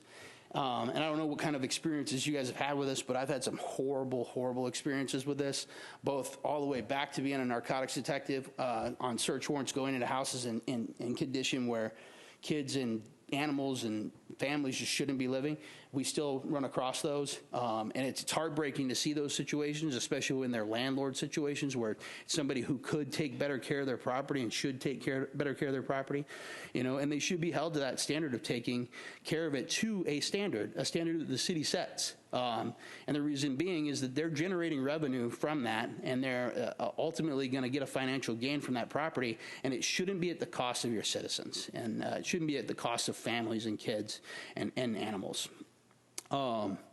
So the third part is the quality of the neighborhoods. You guys, I'm certain, have seen this. One bad rental property can really bring a block down. And when the block gets frustrated with it, it can create all sorts of things. Negative impact on them financially. It can create just a frustration for them, a lack of enjoyment of their neighborhood and their property. It can create a whole slew of complaints to you folks as well, and us and law enforcement as well. And then the second part is going back to displacement of crime. So as you address the rental program, you put a rental ordinance in place and you start to hold people to that standard, people start to realize, okay, you know, I've got to keep my property up. I got to follow the laws in the city. I better start doing a better job of screening my tenants, and I better start responding to complaints from my neighbors. So, you know, any landlord could ultimately rent to somebody that they didn't intend to rent to. Maybe a background checks catch some things, sometimes they don't. But the hope is that they would be more responsive and learn to be more responsive through a program like this to complaints, whether that be from law enforcement, from code enforcement, their neighbors, whatever it might be. Sometimes it's just from their tenants. You know, they'll be more responsive to responding to things that need to be fixed and repaired, because ultimately they don't want to have to deal with the other parts of the system that just are burdensome and annoying. The last two things I have on here are it improves the quality of your code enforcement program in general, and I was shocked to see that you had numbers that indicated that there was 2 times more likely, or 2 times the amount, I think, code issues, or 2 times more likely to have code issues for a rental property. It makes total sense, and that's one of my key points here is that if you are addressing your rental properties, it will help you on the code enforcement side of things because you're already routinely inspecting those properties. So there's an established pattern or maintenance schedule that needs to be kept up with those properties so they don't fall back to the wayside like some other properties would. It creates a revenue stream as well. This is a small point because I don't think anybody's in the business ever to create a revenue stream, but it does create a revenue stream to support the already existing cost of enforcement of these properties. And what I mean by that is those rental properties exist in your city now. You're already having to have code inspectors go out there and address those problems. There is a cost to you as a city, and those properties that are generating that revenue should shoulder some of that burden. So, that's the end of my presentation. Again, thank you for your time. Thank you for letting me come here. I am happy to stand here and answer as many questions as I possibly can. And I put my phone number on here if anybody has any follow-up questions or needs. Thank you, Captain. Vice Mayor? Well, thank you for coming. I was watching the time, so, you know, I got to share. A couple questions, and the presentation was awesome. I love it. I think it's got, I mean, obviously that's why Mr. Peters brought you here is because he saw something, but I have some questions. Mm-hmm. It's almost as if you have taken your police background and you're combining your community policing with your code enforcement. And that, to me, is just, I don't even have a word for it. It's spectacular because I think you nailed it, because the number one thing we hear is, how dare you, how could you, why me when nobody else in the neighborhood? And I think you nailed it with the community policing aspect of it and bringing those two together. It was brilliant. Yeah, that's exactly, I mean, it's a huge key part of it. And we have people that have been written up for violations who come to almost every code walk now after the fact. No, I love it. I love it. Can you explain a little bit more in depth what is, you're talking about the rental program, but explain exactly what, a little bit more in depth on the rental program. Okay, so we have a rental ordinance. I think it's pretty good from the research I've done. There's another good one if you're looking for them from Mascot, Florida. It's a much smaller town, but it's a good rental program. And what that program requires them to do is to register that rental with the city. They come in, they pay a business tax receipt with our city. I mean, every city is a little different, and they apply for a license to rent that property. Now, these are for single family, usually they're for multifamily and single family homes, not to exceed 4 units. So anything above 4 units, we leave to the state to deal with. They still do have to get a business tax receipt in our city. But anything 4 units or less, it's got to come through our program. And when it goes through our program, there's an application process. They pay for the upfront application license, and then they pay for an inspection. And that inspection, supposed to be done in two inspections. Sometimes it's a little bit more, and there's a provision in there to be able to charge if it's somebody who's repeatedly having to repeat inspections over and over again. But for the most part, they get through the application process, they get through the zoning approval process, and then they get onto the inspection process, and the inspector meets them at their property, walks through the property, they tell them what needs to be fixed and what standards they need to be brought up to. There is a checklist we use, and I do not have it with me tonight. I should have brought that with with me. I can probably get one over to the sheriff, and he can forward it over to you. But there's a checklist that basically we go through. It doesn't cover every single thing, but for the most part, everything's on that checklist. And if they pass, they pass. And then basically they get issued a license, and that license is good for the next 2 years. I'm sorry, the license is technically has to be renewed each year, but the inspection is good for the next 2 years. So they won't have to get another inspection for 2 years down the road. And at that 2-year mark, they should be calling us. Often they forget, and we end up figuring it out on the back end. But they're supposed to be contacting us and setting up that inspection. We go out and we do another inspection and make sure everything is still being kept to the standard that the city has established and wants those properties to be run at. Does that answer your question? Or? It does, and I would love to have more in depth, because that's something we drastically need here, desperately need here. When you're saying they go out and they do inspections, is the code enforcement officers, or are you also now involving building department, fire? I mean, who's doing those inspections? Yeah, so our folks, we call them neighborhood services inspectors, and they can operate in either role. They can operate as a general code inspector, addressing mostly maintenance code issues, or they can operate in that rental program as well. Now, on both sides of the house, there's a second level of certification that we require, and I mess the name up all the time. I think it's ICC Housing Inspector, or Residential Building Inspector for multifamily and single-family homes. That level of certification gives them a little bit more background and in-depth information in the international property maintenance codes and building codes that allow them to be able to just be more aware of what things they might see when they're in their rental program. It's a little more depth than you would when you do an exterior inspection. You're just looking at paints and eaves and things that are really more, they're apparent to most of us. We can see what's going on in the maintenance code issues. If it's wrong, you really kind of know it when you see it. Inside, there's other issues that they check. They check some of the electrical issues and different stuff like that. And I could bring back one of my staff members if you guys wanted to at some other time, and then you could ask them more information, or we could, and I can provide you that checklist as well. Oh, no, that's awesome. That's awesome. Your code enforcement officers, are they deputized? Meaning, do they have law enforcement powers, or?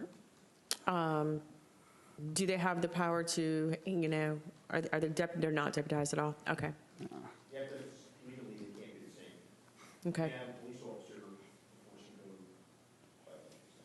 code. Okay, because I know somebody had brought up to deputize, and I was a little confused on that, so thanks for clarifying that. Okay. Commissioner, in one of your points, we I don't know if Scott still does it, we had strike teams put together, which was code, building, fire marshal, that would go to, in particular, more special events that hit all the bars. So when you went in, fire marshal would shut them down for fire violations, building inspector was there to say, hey, you made whatever renovations. So there were times that we would marry everybody together to go out as a strike team. Yeah, we have some unique things because of events in our town, so we do continue to do a lot of those types of things. Yeah, I agree. I think it's great, and I would love to see us delve in a little bit more on, what you've done and you've created, because it sounds like you've created a very well-oiled ship. So I would love to hear some more about it and see what we can put together to make our community. I love the community policing aspect of it, and I think that's been one of the biggest concerns that we get up here from residents. So, I mean, me personally, I would love to see what we can do to put something together that would work right alongside with what they've done. I mean, we've got, whether they say if it's, if it's already put out there, let's utilize it, they've got it together, it's working, and I would love to see what we can do to maybe, the word's on here today, he's got me thinking about the game in 20 minutes, to get it rolling, so that if you've already got it working and it's working efficiently, I would love to see us try, to work together to bring that over and work with our code and our departments, and work with obviously the sheriff's office as well, because I think what you've brought also comes from your experience in dealing with the community. So I don't know if there's somebody, Sheriff, were you thinking that you had somebody that would work with us with Deltona like this? I was under strict orders that he's not allowed to be hired. I can't answer that question. The chief's at home listening to all this. I didn't say this, Chief, at all. We would definitely want to figure out a way to do this. I think we started a little bit by having code sitting in Comstat and pay attention to it, but that's more of a reactive than more of a proactive approach. Yeah, this is something I'd love to see in Deltona. Thank you. Commissioner McCool? Yeah, I wanted to thank you, first of all, for coming by the department. Thank you for coming out here, because this has been one of the most divisive subjects in our city regarding the rights of our residents and their rights to privacy, their rights to the freedom to do what they want to do on their property, and us trying to strike that balance, especially not having a local police department, right? So we do have that struggle, and I think that what we are seeing today is that that need that we have to reach out to our residents, because we're 25 years now, right, and we're trying to strike that balance between respect for residents and their rights, but also cleaning up the blight in our city, because we have a trajectory. If we don't answer it right now, we're gonna, looking at the numbers here, as far as crime, rentals, and things like that. And, it must be said that we have fantastic renters, people that take pride in our city. But we also, one needs to do is go down our roads and look at the amount of trash tossed out to show you a sentiment of the city also, where people just don't give a crap. If they're not having to clean it up, which, by the way, we need some community service people. I'll get on that next, about working on that. But I'm also really interested in the programs when we're talking about being an advocate. And I think that that's what we need to right our ship, is a strong advocacy program, because we do have an elderly population. We have a sense of, we have this us against them mentality that's gone on. It's not perpetuated by either side. It's just what's naturally occurred, not having the law enforcement present that maybe Daytona does, right? So I'm interested in, what are you doing? I know that you said at your meetings you're directing them to people, but in our city also, that's how we've gotten stuff done for my last 2 years of advocacy before sitting on this commission. We have neighbors helping neighbors, right, that are going out and doing what can't be done by the resident. We have Deltona Strong going out and doing what can't be done by that resident. And I really want us to get into that stronger advocacy, because part of the issue is that our code enforcement, while empowered, are not deputized to do these things. And I'm wanting us to walk it back, like you're talking about.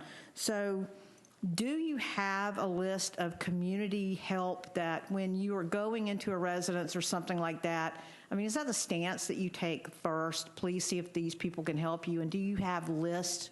Is there a protocol that you're handing that out? Or how do you really drive home that advocacy? Well, I wouldn't say that we do it first. We make people aware of the issue and give them some time to correct it. And quite honestly, the majority, the largest percentage of our cases, they get resolved without ever even getting to code board or a magistrate.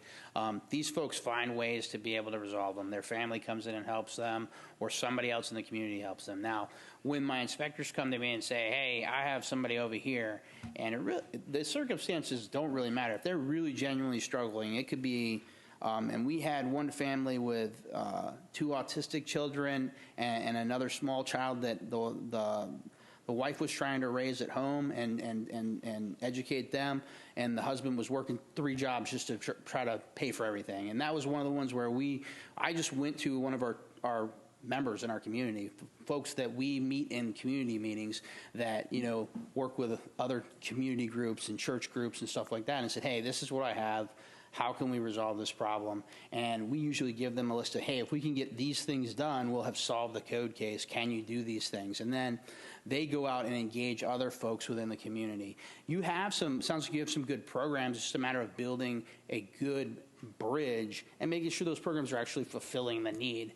Some programs have the greatest intentions and they do a great job, but they become very overloaded rather quickly, and they can only do so much. And that is a problem that we experience as a city. We have a variety of different problems where you can do more in-depth stuff like fix roofs or repair parts of the house and stuff like that. And we have those programs, but people sit on those lists for a while. And the way we operate on our side is once you're engaged in that program and we know that you're on that program, we continue to try to work with you to just get what you can cleaned up, the part that's going to be repaired, then you're on the list and we're working to a path of getting into compliance. Because then compliance ultimately is the goal.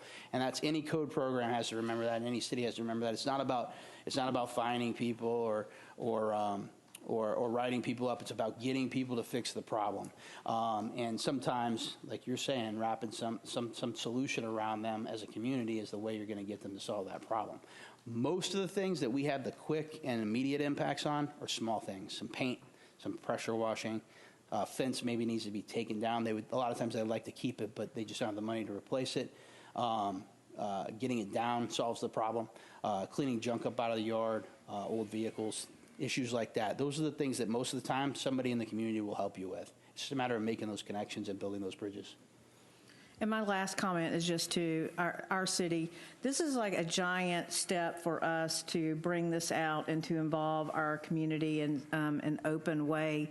And I just would really like to encourage our staff and us to reach out from an advocacy standpoint, because when a ship is listing, a boat is listing a certain way, you have to apply really heavy ballast to the other side in order to get it righted again.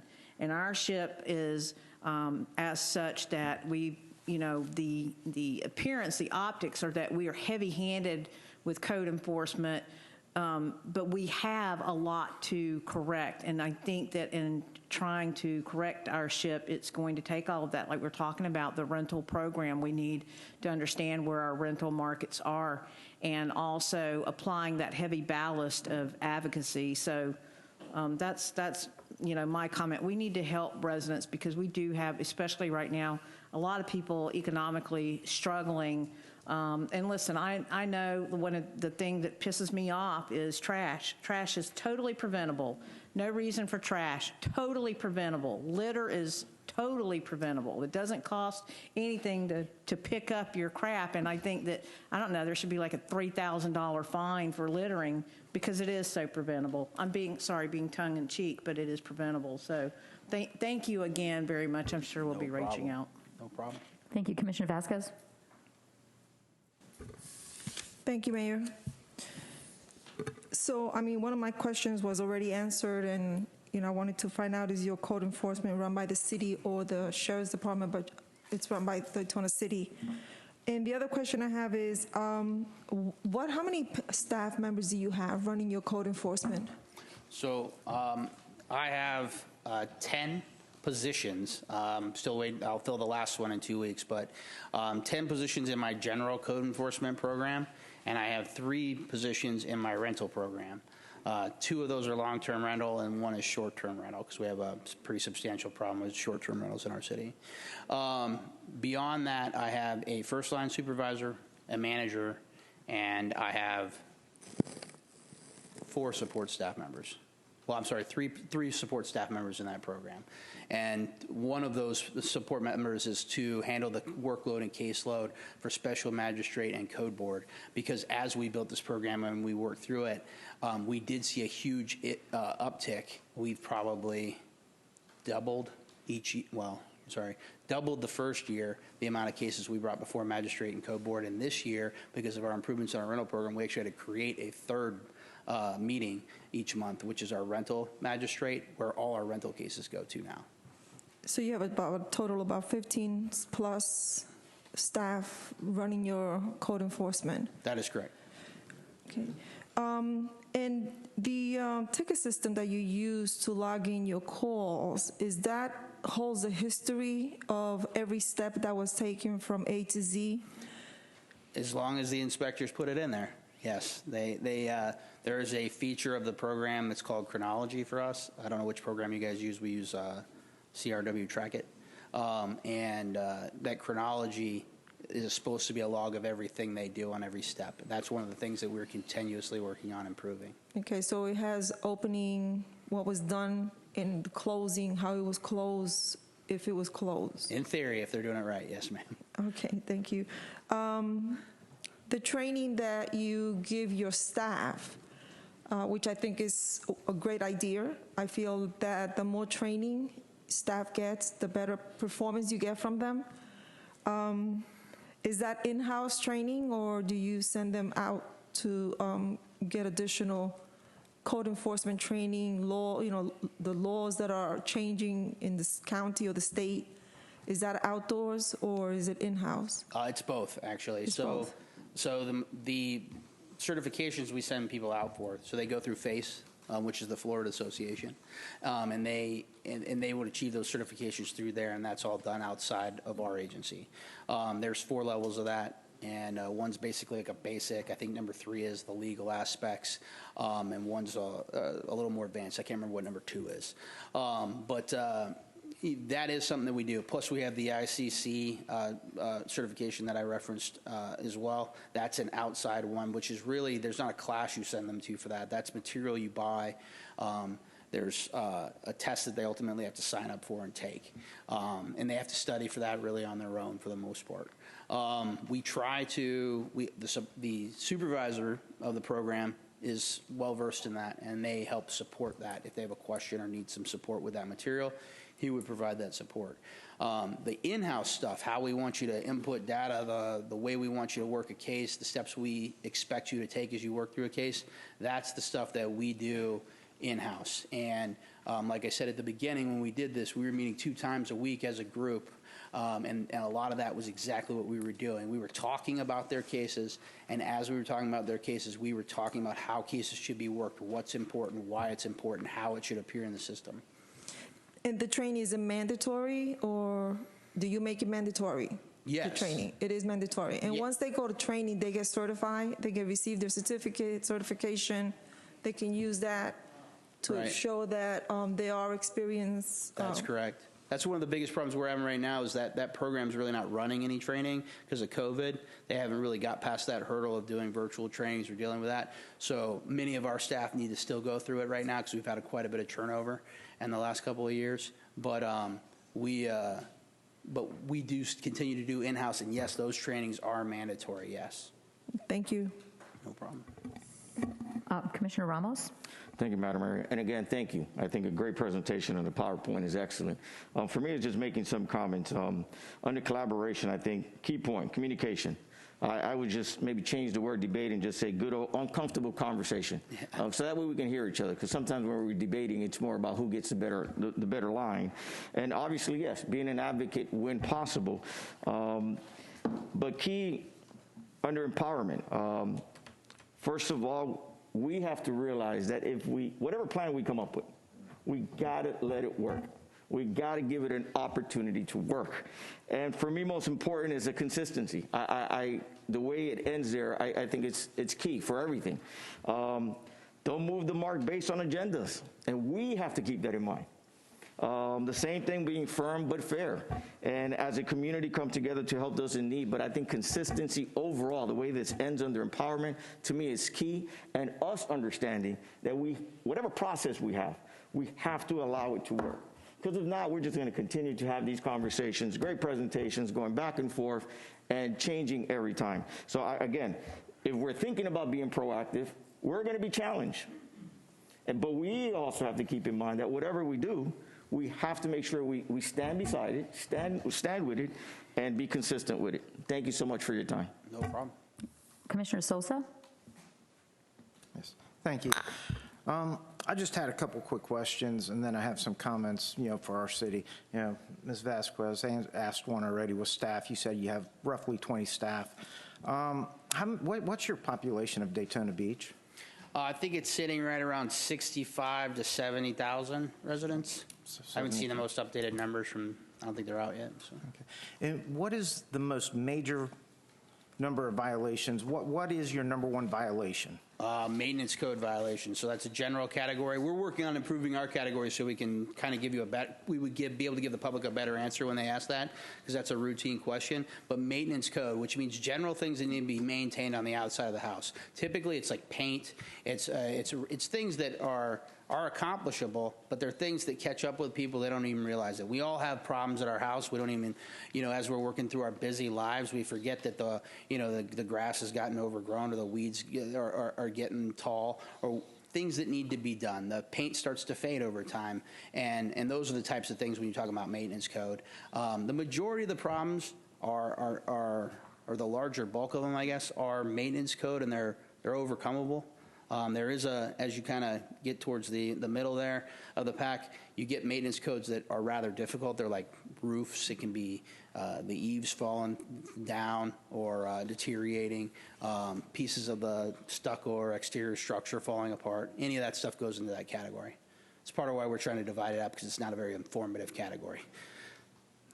And does your program offer any accommodations for folks with ADA? Do you run something through the state database for residents that might be part of a registered ADA database? Do you do anything with your code enforcement to make special, assistance for them? No, not in the sense that we look at it before going to the house. If they present a problem or the inspector becomes aware of an issue, then that's when we start to work through that. That's both been on the side of extending timeframes or getting them connected with the right people at the city to work through a process, as well as if they have to attend a meeting or a magistrate meeting, then we make special accommodations for them as would most benefit their circumstances. Okay, thank you. This is more for the city, just comments for the city. I know we've had our sweep reports that Mr. Peters has provided and Mr. Cooper, and our number one problem seems to be parking. Most of the structures in Deltona are pretty decent. There's a few, but I would say 80% of the violations that I see are parking because we have a resident with 3 cars and they park one in the grass. If going forward with code enforcement, honestly, Ms. Bradford, you said it earlier, we are no longer a bedroom community. I think our ordinances, before we even do anything with code enforcement, we need to do a complete review of our ordinances to make sure where we can go with this program. I mean, I'm all about making my city beautiful. I try to keep my house up. I had my roof put on 2 years ago, and I was going to paint my house 2 years ago, but unfortunately 2 years later, it's still the same color, so time is an issue. So I think really what we need to do before we even pursue, code enforcement is to go through our ordinances and make sure that, the dynamics of our ordinances fit our current population. I do agree sometimes with the rental properties. I have friends that are renters, and they keep their houses better than people that own their houses. But I do agree, a rental is a business, and I think maybe we should have ordinances for business and not technically hold the tenant responsible, but hold the landlord responsible. And I agree with that. I believe what you said, have the rental fees, have our code enforcement go through and make sure that the property is in compliance. I believe Mr. Peters and I have talked about that a couple times. And, but I think the main thing is before we go, and put the hammer down on code enforcement and say go full force on it, is we need to do an ordinance review and make sure that what we're going, hammers to the ground, we need to make sure those ordinances apply to what our city is today. Just to add to what you commented there, our second biggest category is vehicle parking as well, and it's usually parking in yard is the biggest issue on that side, on that area.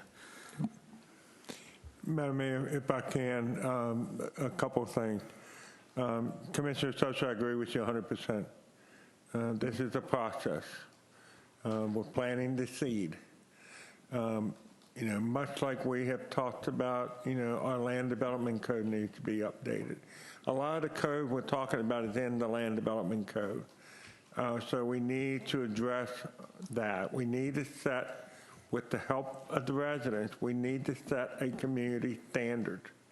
And that is the standard on which we will base our code enforcement program. Tonight, Captain Lee had done an incredible job with his presentation. I agree with everything he said. I got a couple questions I would like to ask him. First of all, what percentage of rental properties do you have in Daytona Beach? Well, I did pull some numbers to try to look at it because I had heard it was in the 50%. But what I did find prior to this meeting was that we have a little over 22,000 residential properties, and 12,000 of those are non-homesteaded. So you're close to 50%. Yeah, so that should give you some kind of indication of where we're at. Yeah. Yeah. So. And it's an uphill battle. Yeah, and I think what's important to realize is with a population of 68,000, but with more rental property, they were effectively like Deltona in terms of what, if you look at the ratios of crime and code enforcement, they're about equal with us in terms of those categories. So his staffing level is pretty commensurate with what we have. So that's a good thing to hear. Second question, and this is, came up the last couple meetings, but under Florida Statute 162.12, you know it well. I can tell by the look at your face. Who is notified when there's a violation? The property owner, and if it's a business, then they are also, the registered agent will be notified as well. Okay. And the reason for that is? Because they're accountable for that property, and they need to take care of that property. I'll rest my case. That wasn't even planned either. It just We did not practice that. Yeah. Okay, so I see no more commissioners asking any questions. So are you okay if some members of the public come up and ask some questions? I will do my best. That's Okay. part of what I do, so I should be okay. Okay, perfect. Let's just go right down. Let's start in the back. We'll start and just go all the way down that way and come to the front.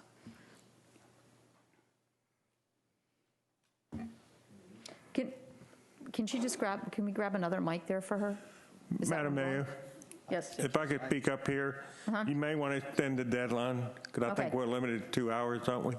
Commissioners, are you good for another 15 minutes? Yes. Yes? Commissioner King? Yes. Okay, consensus until 8 o'clock, then we'll take a look at that, because I know that the captain needs to go as well. It's the sheriff.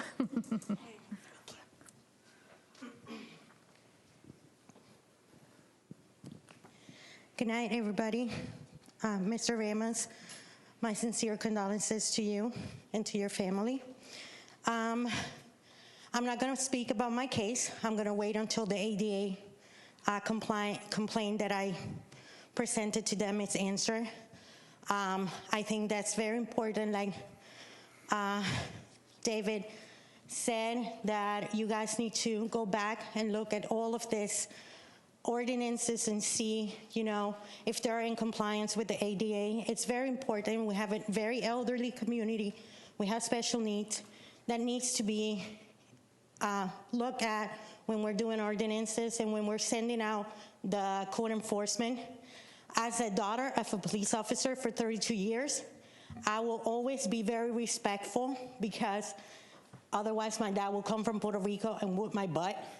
So that's nothing that I have to worry about with being in violation with anything.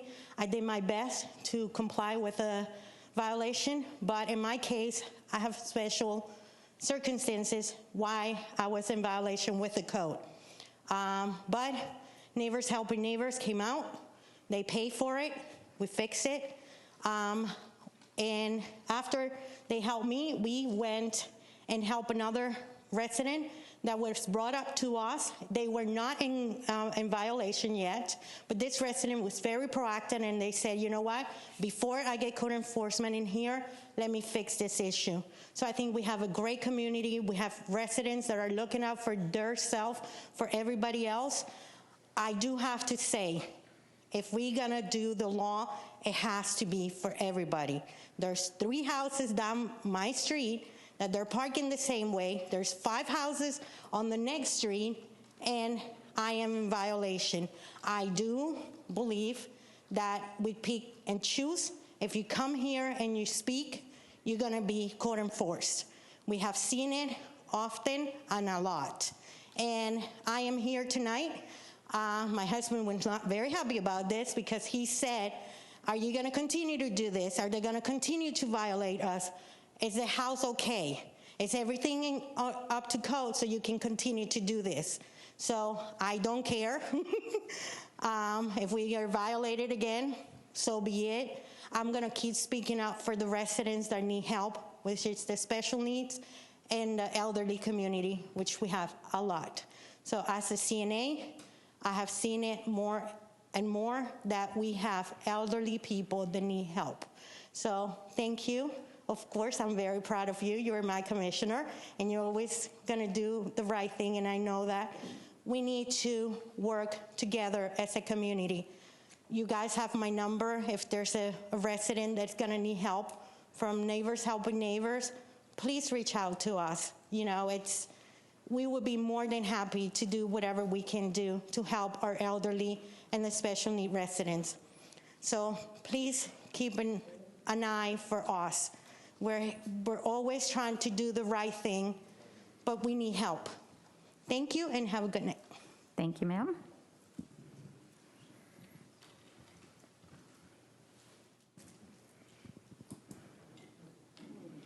You want to use this one? That's perfect, actually. There you go. Albert Bryan, Deltona. You know, it's funny. I expected to come in here and hear a lot of talk about Deltona code enforcement. Instead, I think I heard almost 45 minutes of Daytona's code enforcement. Interesting. Two things I got out of this. One, he has a fairly large code enforcement that works with his police department. Considering that we got almost 100,000 people, he's got close to maybe 68, 70,000. He's got, what did he say, 20 people on your code enforcement and police department that work for the code enforcement? And what do we got, 12? No. Interesting. Mr. Peters, I think when you add in the support staff, you add in, we have 10 officers and 2 supervisors. We have 1 special magistrate person and 3 other support staff. Am I correct, sir? So you're telling me the special magistrate goes out and does code enforcement? No, So now hold on. No, an individual that deals with the special magistrate, just like him. Let's think about this. He has, I want to say, 68 to 70% business in his city, to maybe 30% residential, maybe pushing maybe 35. We have what, 85% house, residential, to maybe close to maybe 10% of business. There's a big difference between his department and what we have and what we need. Now, I'm going to assume that your officers aren't rude when they come out and issue a citation, are they? They don't come out and just get in my face and tell me I'm an asshole for basically being against the code. I can honestly attest that I have been called that by not this code enforcement we have now, but what we used to have. So, 2 things that we need to think about when we think about code enforcement. 1, they need to learn how to talk to people. 2, rather than having either a rude letter go out to my house or a rude door hanger that says, if I don't comply within a certain amount of days, I'm going to get fined, maybe you need to say, hey, this is your issue. If you have a problem, call us. If you don't agree with the issue, call us. Rather than saying, yo, you're going to get fined within 5 days if you don't correct that. The biggest problem we have with code enforcement is not code enforcement. It's how rude, disgusting, and mean they are. You know, back in the day, we used to call them Nazis. There was a reason why we used to call them Nazis. Because they were. I had a code enforcement come out to my house, find my next door neighbor, come over to my house, and complain about a weed in my rose garden, which was a flower, not a weed, and tell me I was in violation. So let's see here. What are we really talking about when it comes to code enforcement in Deltona? The true thing that we need to worry about is educating those gentlemen. And one, code enforcement. Two, how to deal with people. Three, get maybe more of them. Because how many miles are in Deltona? Over 400 miles in Deltona, correct? 36,000 homes roughly, right? Okay. And you got 12 officers running around. 36,000 homes. The other issue you have is you're asking these residents out here to call in on one another. You're pitting resident against resident. That's not good code enforcement. Good code enforcement goes from street to street to street. Equal code enforcement, not civil dispute code enforcement. Now, with all due respect to this gentleman here, he's a law enforcement officer. Are you not? Yes, sir. Do we have a police department in Deltona? No. That gentleman right there is my police department. I pay him $12 million a year to come out here and police. He does a dang good job here in Deltona. You know why? Because he's a county sheriff. Do you want him to do my code enforcement? I don't. I want those gentlemen in the back there to learn how to do it properly with respect to the residents. If you need to, cut his percentage down 1%. Give them 1% more in budget. You want real code enforcement? Have all these people come in and tell you, hey, this ordinance sucks. This ordinance is great. I think Mr. Sosa had a great point. The other thing, when you talk about economic development like we did earlier, the very first thing you need to think about is a comprehensive plan. Comprehensive plan also goes with code enforcement.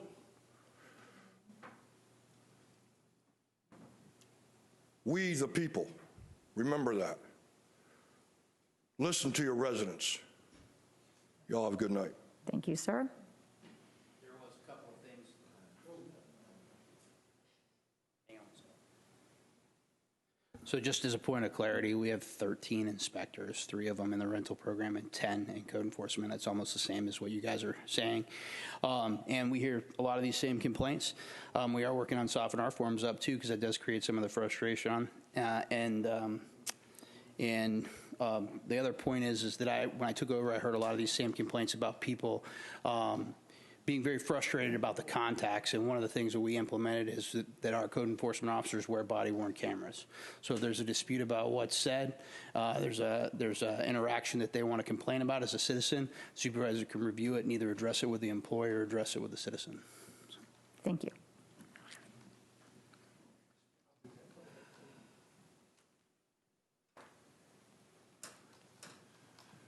I have to agree with a lot of things that Elbert said, but I mean, how do you like to be a guy that was 30 years, say, in the Navy, the Army, the Marines, got shrapnel at him, and he's got health problems, and you got a guy comes to your house and tells you, you got to throw some mulch down and make it a driveway, because he's got a pickup truck and his wife's got a car. I mean, that's ridiculous. Now, Ms. Bradford, you've worked with code enforcement. You've did a lot of stings in Deltona. You know the ropes there. You know how it works. I mean, you're not naive to this. Let's face facts here.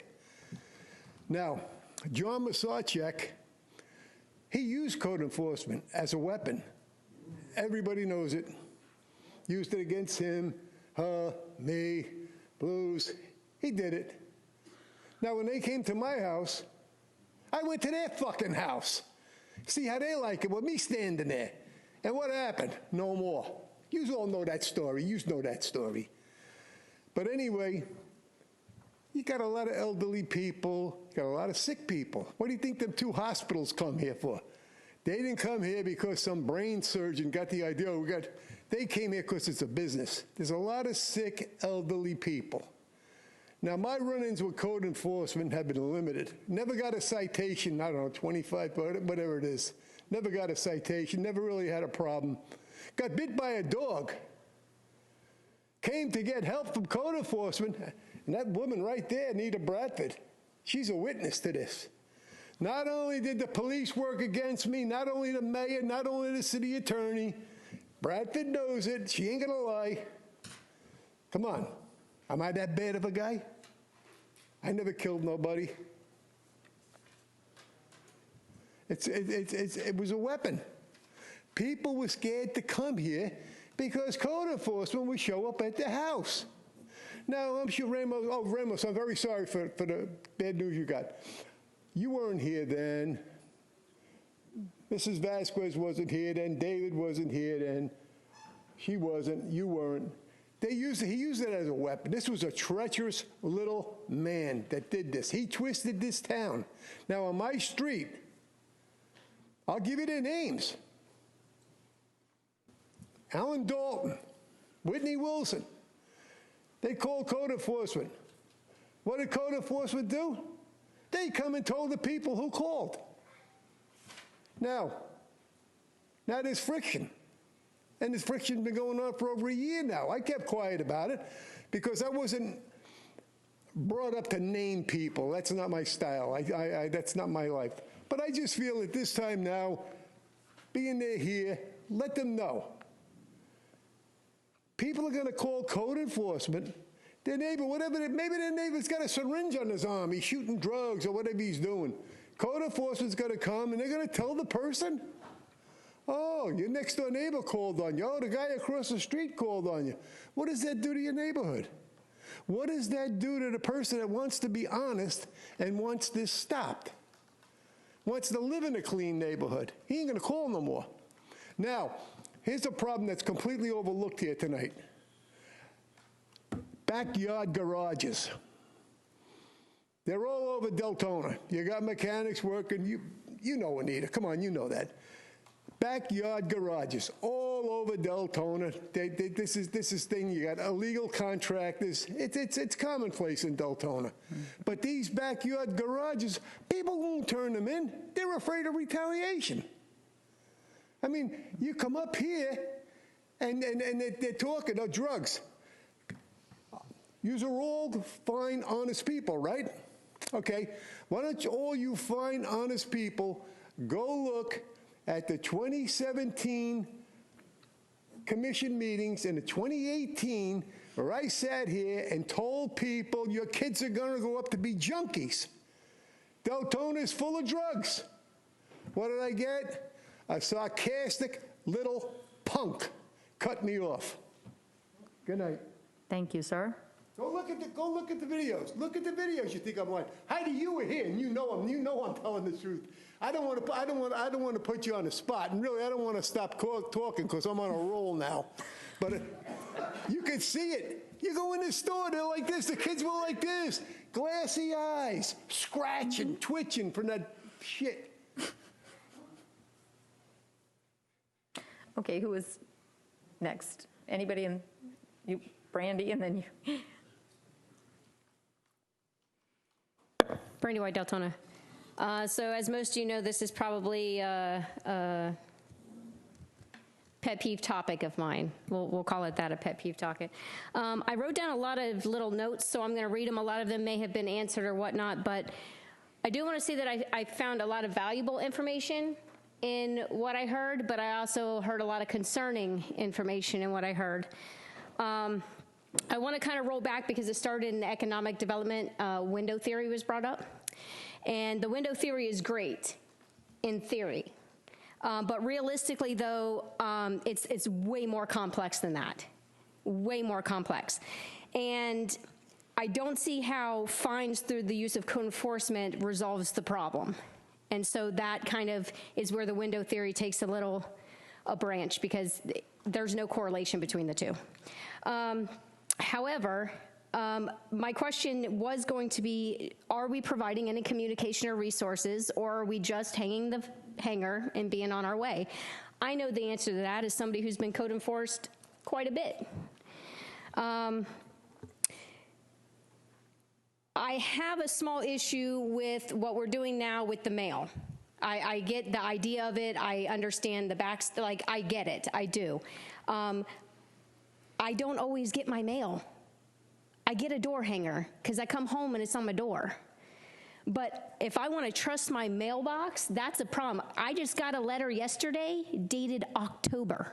It was stamped October, and I just got it.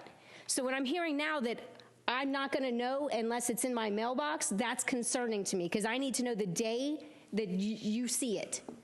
And I understand the issue with the hangers. It's very impersonal. I get it. I don't like them either. If I'm home, knock on my door. Speak to me. Especially since we just spent how much money on body armor? There should be no reason why you don't feel safe coming up and talking to me now.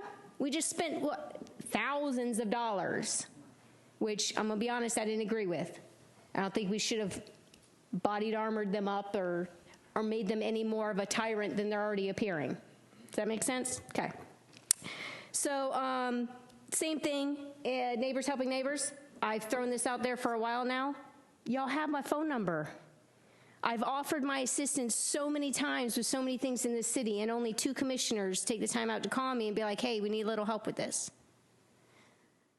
I'm with Neighbors Helping Neighbors. We helped with Yo-Yo's driveway Saturday. 5 or 6 of us showed up, knocked it out in like 2 hours. But we have to know that it exists and that the person is unable to do it themselves. The other thing was my thought, I'm glad it was brought up because I was sitting here this whole time and I'm watching, I'm like, not one person has brought up our ordinances. So thank you, Commissioner Sosa. That was the forefront of my mind. It was the most concerning that I haven't heard that talked about until then. Like, I thought that was going to be a big part of the discussion. So my thoughts on that is perhaps maybe spending the next 2 months breaking down each section and discussing the current codes. We need to make sure that they're not unjust or unconstitutional. Many just need updated, removed, some perhaps added. But this conversation has to take place. To currently continuously force code enforcement out there when the codes themselves, I'm going to tell you there's a couple that you're going to get in trouble for legally. You have to make sure these are constitutional and just before you're going to send somebody out to try to enforce them. People skills, talking, communicating, it was brought up. That is the #1 issue right now, is how we are spoke to and approached by code enforcement, or the lack thereof, because a lot of times there's none. There's no contact made. It's a hanger, get it done, we're going to be back in 7 days to fine you. The renter program, I think it's a great concept. I know we had something similar before. I do have a couple issues with the current way this one's run. If I'm a renter, I will be damned if you are going to send an inspector to look inside my private home twice or once every 2 years. It's not going to happen. You want to go inspect the outside all day long? Go for it. But you are not coming in my home. That's my home. That's my privacy. And if I have a problem with something inside the home, then there's measures I can take. Outside, all day long. Understood, no problem. Don't even try to make an ordinance where you're going to have people have to be submitted to having an intruder come into their home to inspect their home. I will fight that tooth and nail. It was brought up. Our biggest problem with code enforcement in this community is that it was used for political payback, retribution, retaliation, intimidating you to shut up and sit down and be quiet. We know that's happened. It's no secret. That's what I want to hear tonight's going to change. That's what we're focusing on getting rid of. Because until you get rid of that stigma that exists, nothing you're implementing is going to work.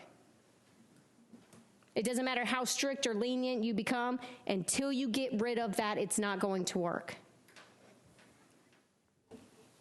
Other than that, there was some discussion of injecting success and things like that. I just had a little bit of problem with the play on words because I just don't see how injecting fines resolves the problem, and I really hope that the goal is to resolve the problem. And right now, that's not. I've yet to see that be the goal. So those are just things that I kind of jotted notes down on, and I hope you guys give that some thought. Thank you. Thank you. Yes, sir, and then we're going to wrap it up for the public, correct? And then, gentlemen, if you have any final comments after this gentleman is speaking, because I know you need to go, so. So, you know, I always like to start with a quote. The greatest, and it's right here on my shirt tonight, the greatest danger to American freedom is a government that ignores the Constitution. Did y'all hear that? The greatest danger to America is a government that ignores the Constitution. So to echo what she said, as you look at this and you think about these ordinances and you think about how you're going to do this, does it fit the Constitution? Does it fit the constitutional smell test?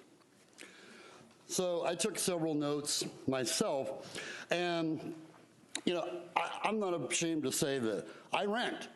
Why? Rented for years. Most of you who know me, you know that I worked in broadcasting. Almost all of my career, I moved all over the country. I bought a house in Texas. It was a pain in the ass when I had to pick up and move again. I decided I'm not going to do it again. I got a lot of stuff. I don't need the box that it goes in. I don't need to own that. I want to be able to just get up and go if I want to. If I decide tomorrow that, you know what, I'm done with Florida, now I'm going to move to Oklahoma. Bye. I can just go. It's a choice that I make, but that is my home while I'm in it, and I take care of it as my home while I'm in it.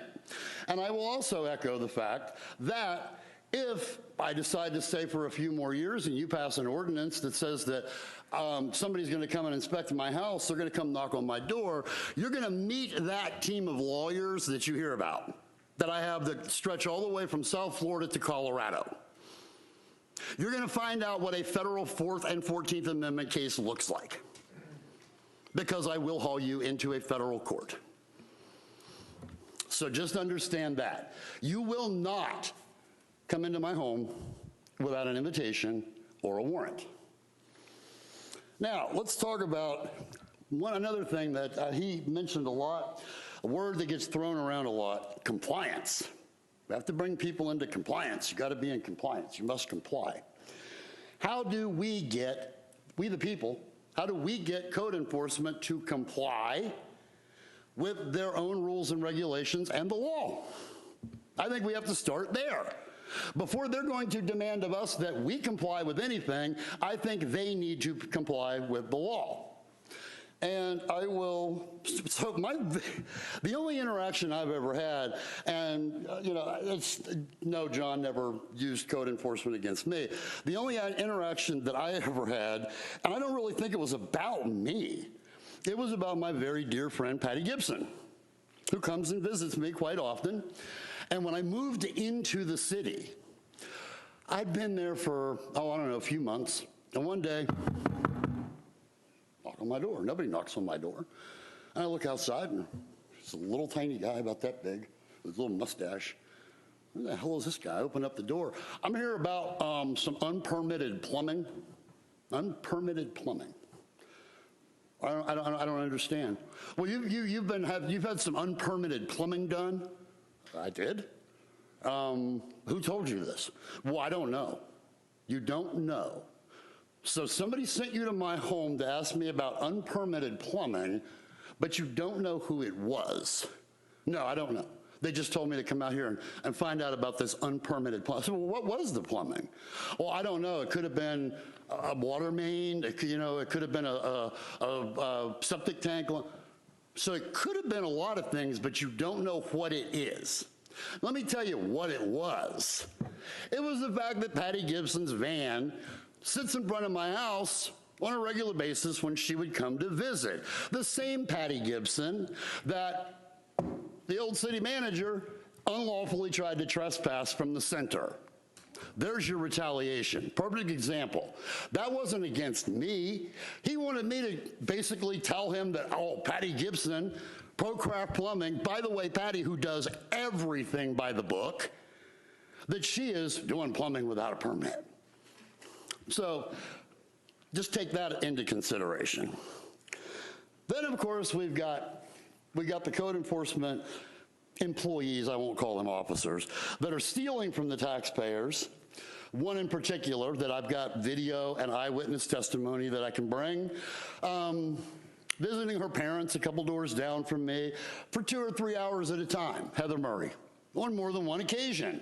When she saw that I was videotaping her, she stopped showing up at her parents' house in the city truck and being there for 2 or 3 hours at a time. When she saw that I was making note and recording the time that she was there. Again, compliance. If they can't comply, how can they expect us to comply? How did they get to say you comply and we're just going to do whatever we want? Rules for thee, not for me.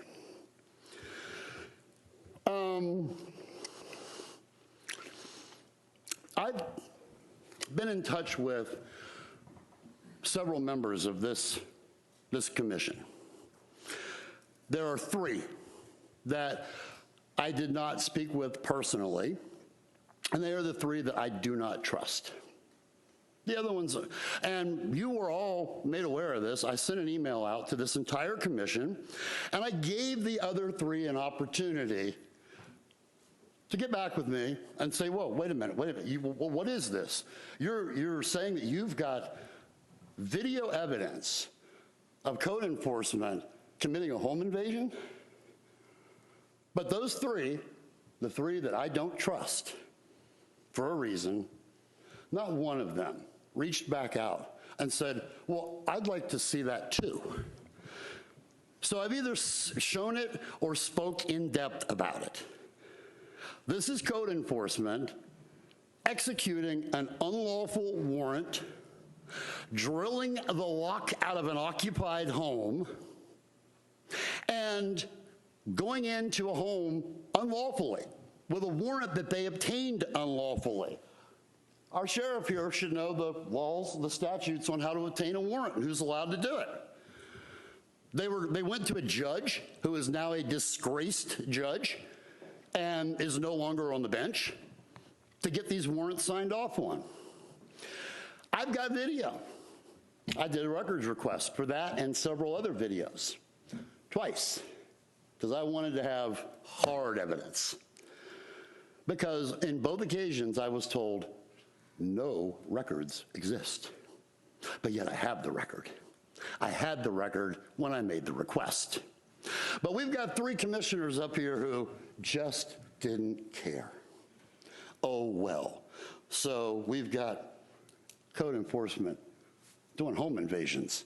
We've got them lying about the video that they recorded when we've got somebody here saying, I've got a copy of the video, but these 3 commissioners, they didn't care. I have a question that I think that this commission needs to answer when it comes to citations. And I've gone to many of the special magistrate courts, listened to them. I've also gone up to the county court, and I've sat and I've listened. And when my friend Chris was the judge in there, I'd go up and just listen to some of the cases. I'd like to know where is the line where you're going to send somebody, you're going to cite somebody, and they're going to go to the magistrate court in this room, or they're going to go to county court. Because it seems a little weird that you can have a parking violation that ends up here and a parking violation that ends up in county court. One in particular that I went and watched, my estimate would be that the city probably spent about $3,000 to have a member of his law firm there over a $60 ticket. And because you sent it to county court, you didn't even get the $60 they did. About $3,000. You had a supervisor from code enforcement and Heather Murray, and you had a member of his law firm there over a $60 ticket that could have been handled right here in magistrate court. Is this a billable hours thing? Is there a special deal that's been cut with code enforcement? Hey, you guys, send at least half of these into county court so we can bill more hours. Something you need to look into. So that's just a question that you guys need to ask. And one other thing is, I've came to 6 or 7 special magistrate meetings.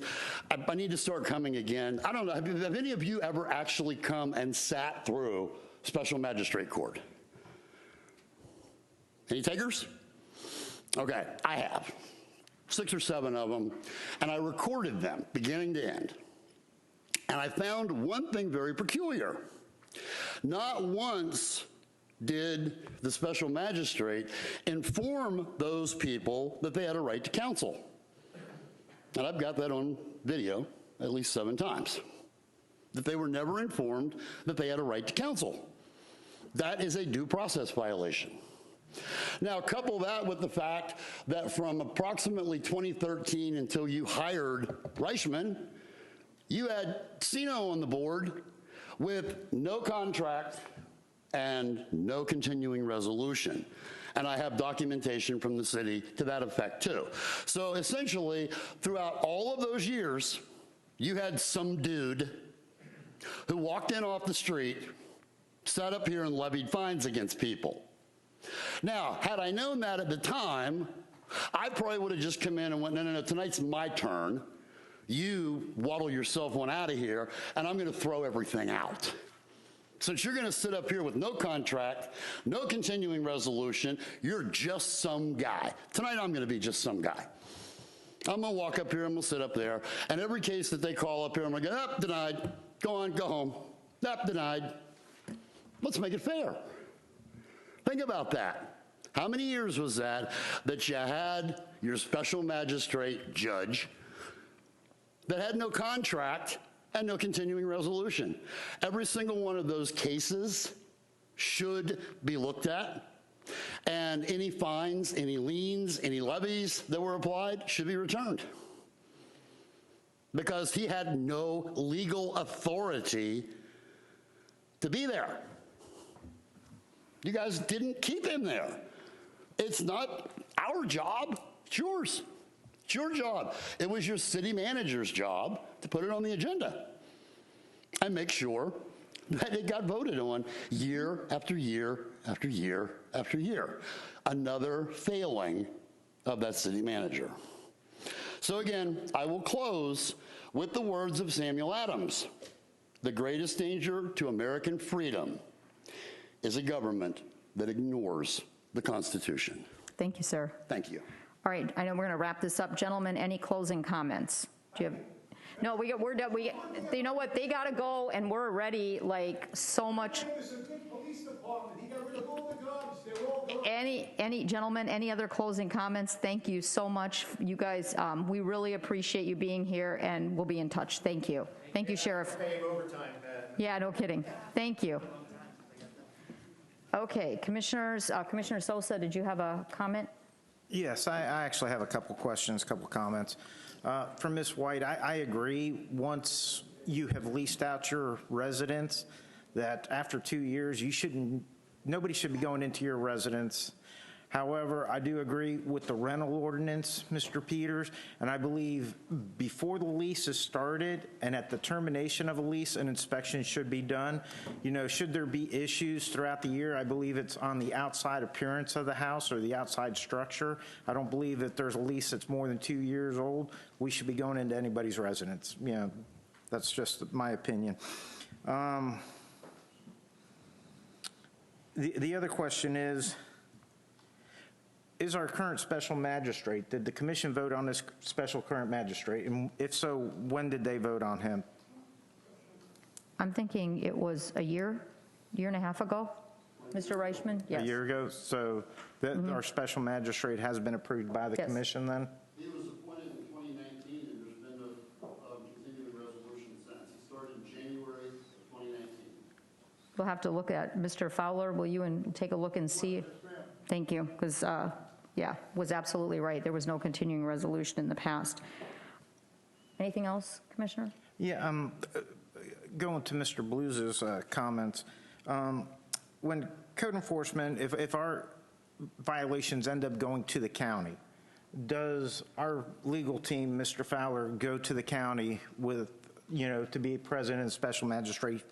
And out of that, is that part of his current pay that he receives, or are we paying, additional billing hours for that? The first part of the question, by code, our city attorney is to accompany the officer to any proceeding that occurs. So the city attorney's office is mandated by our city code to be there. I will let him answer the second half about pay. Do you, when you go to these special magistrate meetings, is there additional billing hours on top of what you're already paid through the city? No, we're capped at, I forget the number, so no, it doesn't. So when you go to these special magistrate meetings, you do not receive any extra billable hours? No, that's correct. Okay, thank you. Now, I've never seen a member of his office at a special magistrate meeting, only in county court. Right. So I think the right question, Mr. Sosa, is when you go to county court. Well, that's what I was referring to, yes. I think I said that the first time around. Your question, and the answer is the same. It's the same.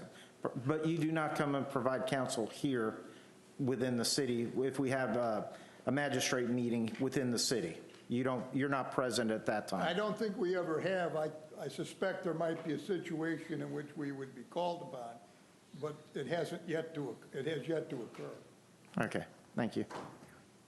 Okay, so because I know everyone's antsy to wrap this up, I just think we need an answer to the question, why does one thing go to county court and another thing go to the special magistrate? Can anybody clear that up? Because if is it a parking ticket? I'm going to ask Dr. Cooper to thank you. answer that. Thank you, Dr. Cooper. Dr. Mark Anthony Cooper, Deputy City Manager. Yes, we do have citations that are issued under the authority of the county that go to the Volusia County Court. But then we have city ordinances that will have a citation issue that goes through the special magistrate process. But I guess the question is, what's the difference? Mostly, if I'm not mistaken, it's the parking tickets, correct? Say again? Yes. It might also be. Come here. I can't hear you. The county court is the next one. Okay. Come on. I'm going to have Richard come up. Okay, thank you. And go in detail with it. A citation is written a lot of times if we're trying to address it to the violator itself. And then we go to the homeowner after that if we can't get it with the violator done. Okay, so, but then still, what is the difference between having one parking ticket go to the county court, and like you said, is it skipped that you said because it might be appealed? Is that, why would one go to the magistrate and one go to the county? I guess that's just the question, and I don't know. Well, the appeal would be from a decision of the magistrate. Okay. We're talking about the main ticket. Okay, just the ticket. Parking tickets within the city limits, I have watched these. You got some that go to the special magistrate. I saw multiples. I've got them on video. And then you have some that go to county court. Explain yourself. Your boss has stopped talking to you.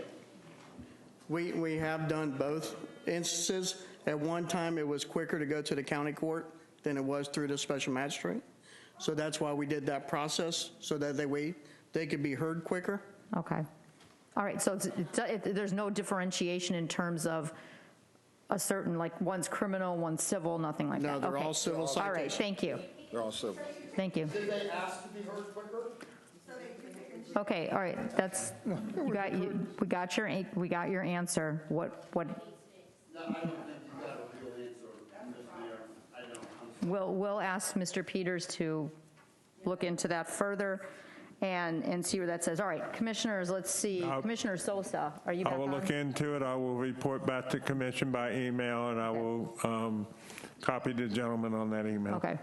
Yeah, just to answer that, I think we need consistency. You know, it either all stays in the city or it all goes to the county, but there has to be consistency. And Mr. Peters, I definitely appreciate you answering that, getting that clarified. Thank you. Okay, ladies and gentlemen, it is late. It is way over our normal time, and we appreciate everyone staying, and I hope that's answered some of the commission's questions and been informative. Let me see. Commissioner Sosa, can you take yourself off? Oh, you got it? Okay, thank you. Okay, so basically, Mr. Peters, did you achieve some sort of, with having this type of a interaction, some sort of guidance for you?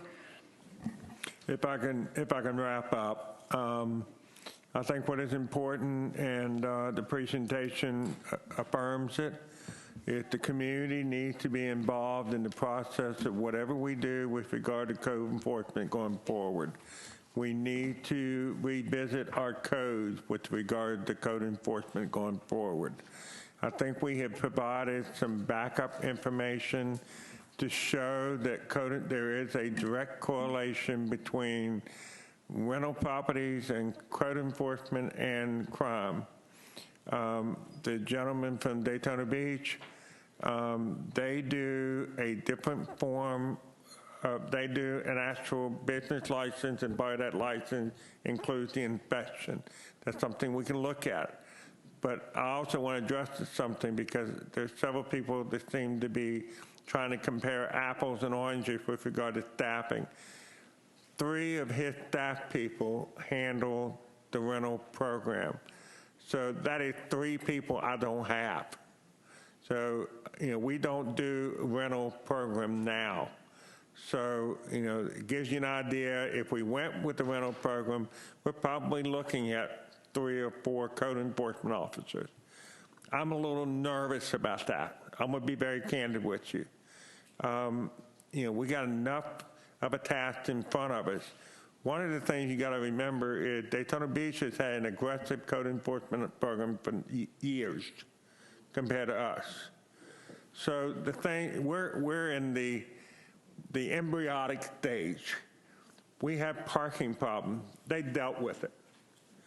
We have other problems. Daytona Beach and the area where they have rentals, they have off-street parking that the city provides to take care of the parking problem. So, part of the process we have to do, Ron Paradise and I have already started a conversation about, 3 different methods in which you can add additional parking to your property and without a huge expenditure. We will put brochures together.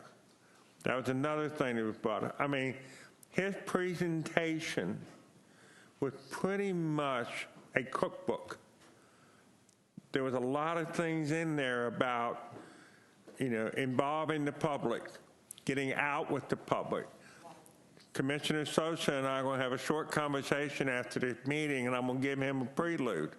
I'm going to go out and meet with the 2 parties concerned with this particular cat issue, because it is a civil dispute between property owners. This is called community policing, community code enforcement, community whatever you want to call it. We have an obligation, go out there, get the 2 parties together, get both of them to understand each other's issues and see if we can come to a compromise. That's the best way to handle 90% of the problems we have. I feel for everybody that came up here that has had a negative code enforcement issue in the past, but I'm also going to say this. You often receive back what you give.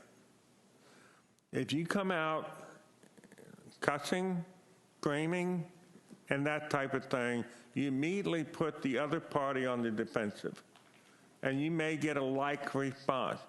It takes a very good person to be able to stand there and take some of the abuse that our people take.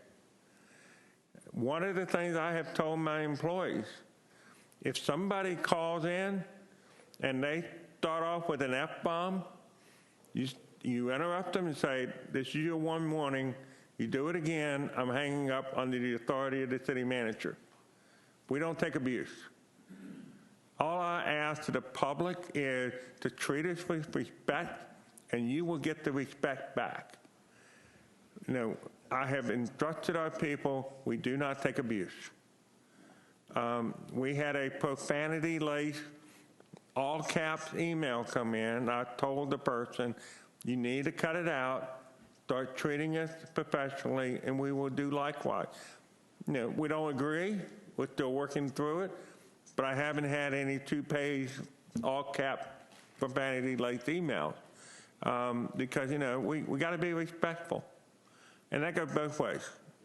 We've had code enforcement officers that have been less than respectful in the past. I hereby apologize. If we, that's not right.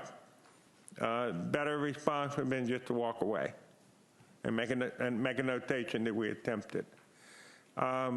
With regard to preference that we knock on the door, for every person that prefers we knock on the door, there's one or two others that would prefer we don't not enter their property, period. But the bottom line is the state statute 16212 is very specific. We have to send a certified letter up to the city, whether it's receipt return. A little secret for you. If you got a certified letter and it's not picked up in 3 days, it comes back. Under state statute, there is a prescription that we follow after that. We literally have to get a process server to take it to them. They will get a knock on the door. They will receive the letter. So I just want everybody to understand that, everybody talks about consistency and all that. State statute does that. That presentation that Captain Lee gave tonight, he talked about that, following the law. He listed them, state statute, the code of ordinances, what have you. So that is our plan. We will be involving the public through this process. This is not, as I have said, this is not a sprint, this is a marathon. We're not going to pick code enforcement next week. I have told several of you all, it could be 6 months to 2 years, depending on how the process works. And I'm committed to see that through. In the end, I want to have a code enforcement process that we all can be proud of. That's fair, that's equitable, follows the law. That's what we're about. So with that, I'm going to shut up. Okay, we're good, commissioners? Okay. One thing I'd like to point out real quick before you get yourselves in trouble again, he cannot do that. We have the right to use whatever language we like. It's called the doctrine of prior restraint. He's engaging the doctrine of prior restraint by telling them to hang up on them. So you cannot cut somebody. If you don't like it, don't work in government. We the people have that right. It's been established by the Supreme Court in at least a dozen cases. You're going to get one person that somebody's going to get hung up on, and they're going to haul you into court for it. They're going to file suit because it's read the doctrine of prior restraint. Don't trust him. Read it yourselves. It's not that hard to, it's not that difficult to understand. I'll be happy to send all of you a website where you can go and actually listen to the oral arguments by the courts. Would you do that? They're amazing. Can you copy us all on that? That would be great. I will send you. Thank you. Read Cohen versus California is probably one of the most pivotal cases. Just email it, and I think that at least everyone has it then. So I'm cannot do that, though. I'm gonna adjourn. We are adjourned. Thank you, everyone.